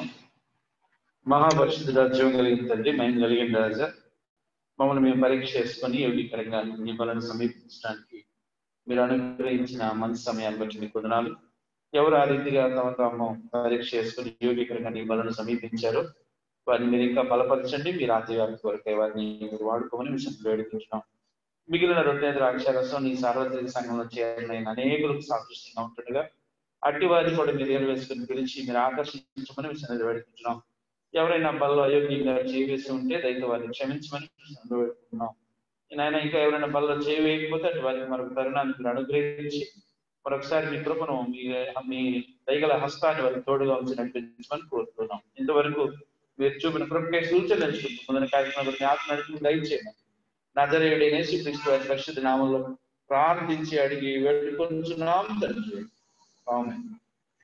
ప్రకటనలు విందామండి. మరి ప్రజెంట్ COVID-19 డేస్ వలన మనం ఇలాగున గ్యాదర్ అవుతా ఉన్నాం. దేవుని కృపను బట్టి ఒకవేళ సంఘం ప్రారంభించబడినదని ఎవరికైనా తెలియకపోతే మీరు తెలియజేయడానికి ప్రయత్నం చేయండి. ఇక్కడ పరిస్థితులు కూడా వారికి చెప్పడానికి ప్రయత్నం చేయండి. ఆరోగ్యంగా ఉన్నవారు మరి ఎవరు ఇందులో ఉన్నవారు చక్కగా వచ్చి వారు ఆరాధన చేయడానికి వీలు కలుగుతుంది. ఒకవేళ ఇక్కడ రాలేని వారి కొరకు జైన్ ప్రేయర్ ఫెలోషిప్ నుంచి ఆన్లైన్ లో వర్షిప్ అది జరుగుతూ ఉంది. ఎవరికైనా వారి సెల్ ఫోన్ కి రావాలి అని మీరు అడిగినట్లయితే మరి రవిని కలిసినట్లయితే మీకు దాని లింక్ మీకు పంపించడానికి వీలు కలుగుతుంది. ఇక్కడికి రాలేని పెద్దవారు మరి కొంత అనారోగ్యంతో ఉంటున్నటువంటి వారు ఇంట్లో ఉండి కూడా వారు ఆన్లైన్ ద్వారా వాక్యాన్ని విని వారు దేవుణ్ణి మహిమపరచవచ్చు. ఒక ప్రత్యేకమైన ప్రకటన ఉంది. సహోదరుడు అమృతరాజు, సాల్మన్ రాజు గారి కుమారుడు, సాల్మన్ రాజు గారి హెడ్ మాస్టర్ గారు, ఆయన కుమారుడు అమృతరాజు వివాహం ఆహ్వానం ఉంది. నవంబర్ 16వ తారీఖు ఉదయం 10 గంటలకి CMR shopping mall opposite function hall ఉంది. లక్ష్మీపురంలో సిఎంఆర్ షాపింగ్ మాల్ ఉంది. దానికి ఆపోజిట్ లో Annapurna the royal luxury function hall అని ఫంక్షన్ హాల్ ఉంది. దానిలో నవంబర్ 16వ తారీఖు ఉదయం 10 గంటలకి వివాహం ఉంది. దయతో నూతనంగా జతపరచబడనైన వరుడు వధువు కొరకు మీ వ్యక్తిగత ప్రార్థనలో జ్ఞాపకం ఉంచుకోండి. వారు శారీరకంగా, మానసికంగా, ఆత్మీయంగా సిద్ధపడి ఆ వివాహ వ్యవస్థలో జతపరచబడి వారు దేవుని ఆశీర్వాదాలు వారు కొనసాగలాగున వారి కుటుంబం కొరకు మనం ప్రార్థన చేద్దాం. మరి అంత మాత్రమే కాదు, వార కార్యక్రమాలు యథావిధిగా ఉంటాయి. ఈ కరోనా డేస్ లో కూడా చాలా జ్ఞానయుక్తంగా పెద్దలు సంఘాన్ని నడిపిస్తూ ఉన్నారు. మంగళవారం సంఘ ప్రార్థన ఆన్లైన్ లో జరుగుతుంది. జైన్ ప్రేయర్ ఫెలోషిప్ నుంచి దాన్ని కండక్ట్ చేస్తూ ఉన్నారు. ఆ మంగళవారం ప్రార్థన గుడికలో మీరు ఆన్లైన్ ద్వారా దాన్ని మీరు పొందవచ్చు, ప్రేయర్ లో పార్టిసిపేట్ చేయవచ్చు. అలాగే బుధవారం సాయంత్రం జూమ్ ద్వారా యూత్ మీటింగ్, యూత్ ప్రేయర్ జరుగుతా ఉంది. యవనస్తులైన వారిని ప్రోత్సహించండి. సహోదరుడు రాజకిషోర్ దాన్ని లీడ్ చేస్తా ఉన్నారు. అలాగిన గురువారం బైబిల్ స్టడీ జరుగుతా ఉంది ఆన్లైన్ లో జైన్ ప్రేయర్ ఫెలోషిప్ నుంచి. అంటే ప్రస్తుతం మనము వ్యక్తిగతంగా కలిగి ఉండడానికి ఇంకా కొంత సమయం పడుతుంది. దయతో మీరు అర్థం చేసుకోగలరు. బైబిల్ స్టడీ మీరు ఫాలో అవ్వాలనుకున్నప్పుడు జైన్ ప్రేయర్ ఫెలోషిప్ నుంచి గురువారం ఆన్లైన్ లో బైబిల్ స్టడీ మనం కలిగి ఉన్నాం. దాని లింక్ కోసం మీరు రవిని సంప్రదించవచ్చు. శుక్రవారం స్త్రీల కూడిక జరుగుతుంది జూమ్ ద్వారా. మరి సహోదరులు ఇన్ఛార్జ్ గారు శాంతి కృష్ణ ఇంకా మిగతా వారు ఎంతో చక్కగా జూమ్ లో కండక్ట్ చేస్తా ఉన్నారు. మరి సహోదరులు ఎవరైనా ఇంకా దానిలో పార్టిసిపేట్ చేయకపోతే మీరు ఆ లింక్ కొరకు మీరు సంప్రదించవచ్చు. సాటర్డే ఎల్ఎస్ ప్రేయర్ జరుగుతా ఉంది జూమ్ లో. దేవుని కృపను బట్టి అందరి కోసం ప్రార్థన చేయడానికి పెద్దలు పూనుకుంటున్నారు. ఆ రీతిగా తిరిగి ఆదివారం ఉదయం 9:30 గంటలకి ఆరాధన కార్యక్రమం జరుగుతుంది. ఆన్లైన్ లో ఆరాధన కార్యక్రమం జరుగుతుంది. ప్రత్యక్షంగా ఇక్కడ పాల్గొనొచ్చు. ఒకవేళ ఇక్కడికి రాలేని వారు పరోక్షంగా ఆన్లైన్ లో కూడా వారు ఆరాధనలో పాల్గొనవచ్చు. సండే ఈవినింగ్ 5 గంటలకి సండే స్కూల్ మరి జూమ్ యాప్ ద్వారా వారి మధ్య కూడా సండే స్కూల్ జరుగుతుంది. పిల్లలకి ఆ టైంలో సెల్ ఫోన్ మనము వేరు వేరు వాటికి ఇచ్చే కన్నా సంఘ కార్యక్రమాలు కనుక్కొని పిల్లల్ని అందులో ఇన్వాల్వ్ చేయడం అనేది చాలా శ్రేయస్కరం. ఇక్కడ ఒక మైనస్ ఉంది, ఇక్కడ ఒక ప్లస్ ఉంది. సెల్ ఫోన్ మనం అలా ఇచ్చేయడం ద్వారా దేవుని కార్యక్రమం జరిగేంత వరకు ఓకే, అయితే ఆ తర్వాత వాళ్ళు ఆ సెల్ ఫోన్ ని ఎడిక్ట్ కాకుండా చూసుకోవాల్సిన బాధ్యత కూడా మనకు ఉంది. ఆ రీతిగా మనం జాగ్రత్తగా మన పిల్లల్ని సండే స్కూల్ ఉండేలాగా మనం ప్రయత్నం చేద్దాం. మరలా వచ్చే ఆదివారం యథావిధిగా మనం 9:30 గంటలకి కూడుకుంటాం. మరి కళ్ళు మూసుకుందాం. చివరి ప్రార్థన ఆశీర్వాదాలతో కార్యక్రమాన్ని ముగించుకుందాం. ప్రార్థన అయిపోయిన తర్వాత ఎవరైతే ప్రభువుకు హృదయాలు అర్పించారో అటు వారికి అర్పణలు అర్పించే అవకాశం ఇవ్వబడుతుంది. మీరు లైన్ లో లేచి ఒకరి తర్వాత వెళుతూ మీ అర్పణల్ని బాక్సులు వేసి వెళ్ళవలసిందిగా ప్రేమపూర్వకంగా కోరుతున్నాం. వెళ్ళేటప్పుడు కూడా మొదట ఒక లైన్ వెళ్తుందంటే ఆ లైన్ కంప్లీట్ అయిన తర్వాత ఇంకో లైన్ అలా ఒక ఆర్డర్ లో వెళ్ళడానికి ప్రయత్నం చేద్దాం. మనం ఎక్కడ గుమి కూడాల్సిన అవసరం లేదు. ఎవరికి మన షేక్ హ్యాండ్ ఇవ్వాల్సిన అవసరం లేదు. అయితే కొన్ని ఆరోగ్య సూత్రాలు మనం ఫాలో అవడానికి ప్రయత్నం చేద్దాం. చివరి ప్రార్థన ఆశీర్వాదంతో మనం కార్యక్రమాన్ని ముగించుకుందాం. తల వంచినట్టు. మహాపరిశుద్ధుడా జీవగలిగిన తండ్రి, మరొకసారి వస్తున్నాం. ఉదయకాలం నుండి ఇంతవరకు ఈ ఆరోగ్యకరమైన భద్రపరుస్తూ నీ కృపా కాపుదల భద్రతలో మమ్మల్ని సంరక్షిస్తూ సరిచేస్తూ చక్కబెడుతూ మీరు నడిపించిన విధానానికే నీకు స్తోత్రాలు. ఆరాధనలో నీవెవరో ఈ ఘనత చేతితో మరొకసారి జ్ఞాపకం చేసుకోవడానికి సహాయం చేశారు. పల్లవకాలంలో ఈ దీనదాసుని నిలబెట్టుకుని ఎంతో గంభీరంగా నాతో మాతో మీరు సూటిగా స్పష్టంగా మాట్లాడారు. దేవాది దాసుని వాడుకున్న విధానానికి వందనాలు. ముందున్న రోజులు అనేకుల మధ్య అనేక ఆత్మల్ని సంపాదించుకున్నటువంటి దాసుని గొప్ప పనివాణిగా మీరు వాడుకోమని కుటుంబానికి కావాల్సిన నిర్ణయ దీవులు మీరు దయచేయండి. ప్రభా ఇంతవరకు మరి అనుసరించిన ఈ వాక్యాన్ని సరిచేయబడ్డ ప్రతి బిడ్డలు మీరు తిరిగి తమ ప్రభావం పెడుతున్నారు. వారికి కావాల్సిన కాపుదల భద్రత మీరు అనుగ్రహించమని కోరుతున్నాం. సీఎం సంఘాన్ని అనుబంధ సంఘాలను మీరు జ్ఞాపకం చేసుకోండి. ఆయా గ్రామాల్లో జరుగుతున్న పరిచర్యలను నీరు కట్టి ఫలింపు చేయండి. ప్రత్యేకించి షాలోమ్ సంఘాన్ని మీరు ప్రేమిస్తున్నారు. అయినా సంఘపక్షంగా ఆన్లైన్ ద్వారా అనేక కార్యక్రమాలు చేయడానికి మీరు ఎంతో సహాయకారిగా ఉంటున్నారు. సాంకేతికతను నైనా పుణిపుచ్చుకొని జరుగుతున్న ఈ పరిస్థితి ఎక్కడ డిస్టెన్స్ లేకుండా జరుగుతున్నా మీరు సహాయం చేయమని కోరుతున్నాను. సండే స్కూల్ మీరు జ్ఞాపకం చేసుకోండి. బిడ్డలు ఎక్కడ ఆత్మీయంగా కనపడుతున్నట్టు సహాయం దయచేయండి. చక్కగా సండే స్కూల్ ఫాలో అవడానికి దయచేయండి. ఆ రీతిగా యవనస్తుల కొరకు ప్రార్థన చేస్తున్నా ఈ దినాల్లో ఆ యవన బిడ్డలు కాపాడగలిగిన శక్తి కలిగిన దేవుడు ప్రభు. మరి బైబిల్ లేకుండా తిరుగుతున్నారు బయట. మరి ఎలాంటి అనారోగ్య పరిస్థితులు లోను కాకుండా సహాయం దయచేయండి. ఎంతో మంది ఎగ్జామ్స్ రాయలేకపోతా ఉన్నారు, పోస్ట్ పోన్ అవుతున్నాయి. అకాడమిక్ డిస్టర్బ్ అయిపోయింది ప్రభు. దేవా వారికి అవన్నీ కూడా మేలుకరంగా మార్చమని మీ సన్నిధిలో వేడుకుంటున్నాం. ఉద్యోగాల కొరకు ఎదురు చూస్తున్న వారు ఉన్నారు ప్రభు.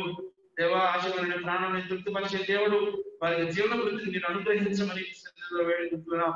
ఇంకా అనారోగ్య పరిస్థితుల్లో ఉన్న వారి కొరకు ప్రార్థన చేస్తున్నాం. వృద్ధుల కొరకు ప్రార్థన చేస్తున్నాం. మా సంఘాల్లో వృద్ధాప్యంలో ఉండి సంఘానికి రాలేక అయినా అక్కడ వారి కుటుంబాల్లోనే ఉండి ఆరాధనలు మీరు వారితో ప్రార్థన చేస్తున్నాం. అయినా వారి పేరు పేరున మీరు జ్ఞాపకం చేసుకుంటున్న సన్నిధిలో వేడుకుంటున్నాం. వారిని బలపరచండి, వారిని ఆయుధపరచమని సన్నిధిలో వేడుకుంటున్నాం. అధికారైన మిగతా కార్యక్రమాలను కూడా మీరు దీవించండి. స్త్రీల గురించి జ్ఞాపకం చేసుకోండి. అనేకులుగా సహోదరులు సంఘం వరకు జ్ఞాపకం చేసేవారిగా అయినా తమ కుటుంబాలను కాపాడుకునే వారిగా అయ్యా నీవే చూసే వారిగా మా సహోదరులు ఉండగలరు.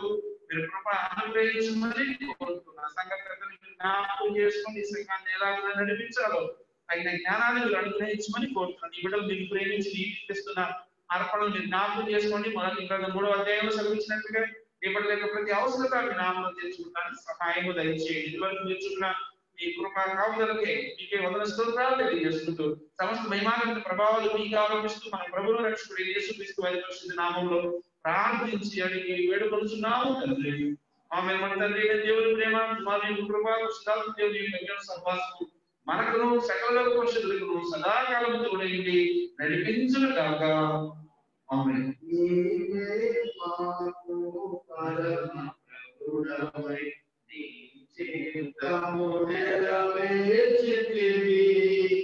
నీవే మాకు పరమ ప్రభుడవై నీ చిత్తము నెరవేర్చితివి. జీవమునిచ్చి నడిపించితివి నీ ఆత్మ ద్వారా. జీవమునిచ్చి నడిపించితివి నీ ఆత్మ ద్వారా. నడిపించెదవు సమభూమి గల ప్రదేశములో నన్ను. నడిపించెదవు సమభూమి గల ప్రదేశములో నన్ను. స్తుతియు మహిమా ఘనత నీకే యుగ యుగముల వరకు. ఎంతో నమ్మకమైన దేవా, ఎంతో నమ్మకమైన దేవా. అందరికీ వందనాలమ్మా. ఫస్ట్ వెనుకున్న మొదటి లైన్ వారు లేచి బయటకు వెళ్తారు. మీ చెప్పులను తీసుకొని లైన్ లో మీ అర్పణ అర్పించి మీరు వెళ్ళవలసిందిగా కోరుతాం. రెండవ లైన్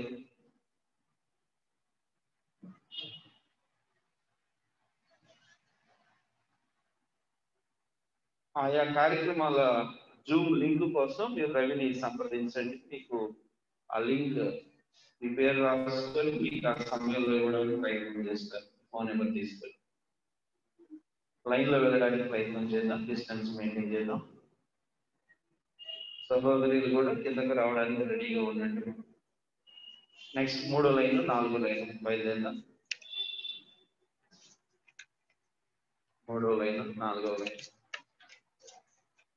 ఒకరి తర్వాత ఒకరు క్రమాన్ని పాటిస్తూ ముందుకు వెళ్ళడానికి ప్రయత్నం చేయండి. ఆన్లైన్ లో వీక్షిస్తూ దేవుని మహిమపరిచిన విశ్వాసాలకు కూడా ప్రభువు పేరిట హృదయపూర్వక వందనాలు తెలియజేస్తుంది. Thank you. దేవుడు మిమ్మల్ని దీవించుకుంటారు.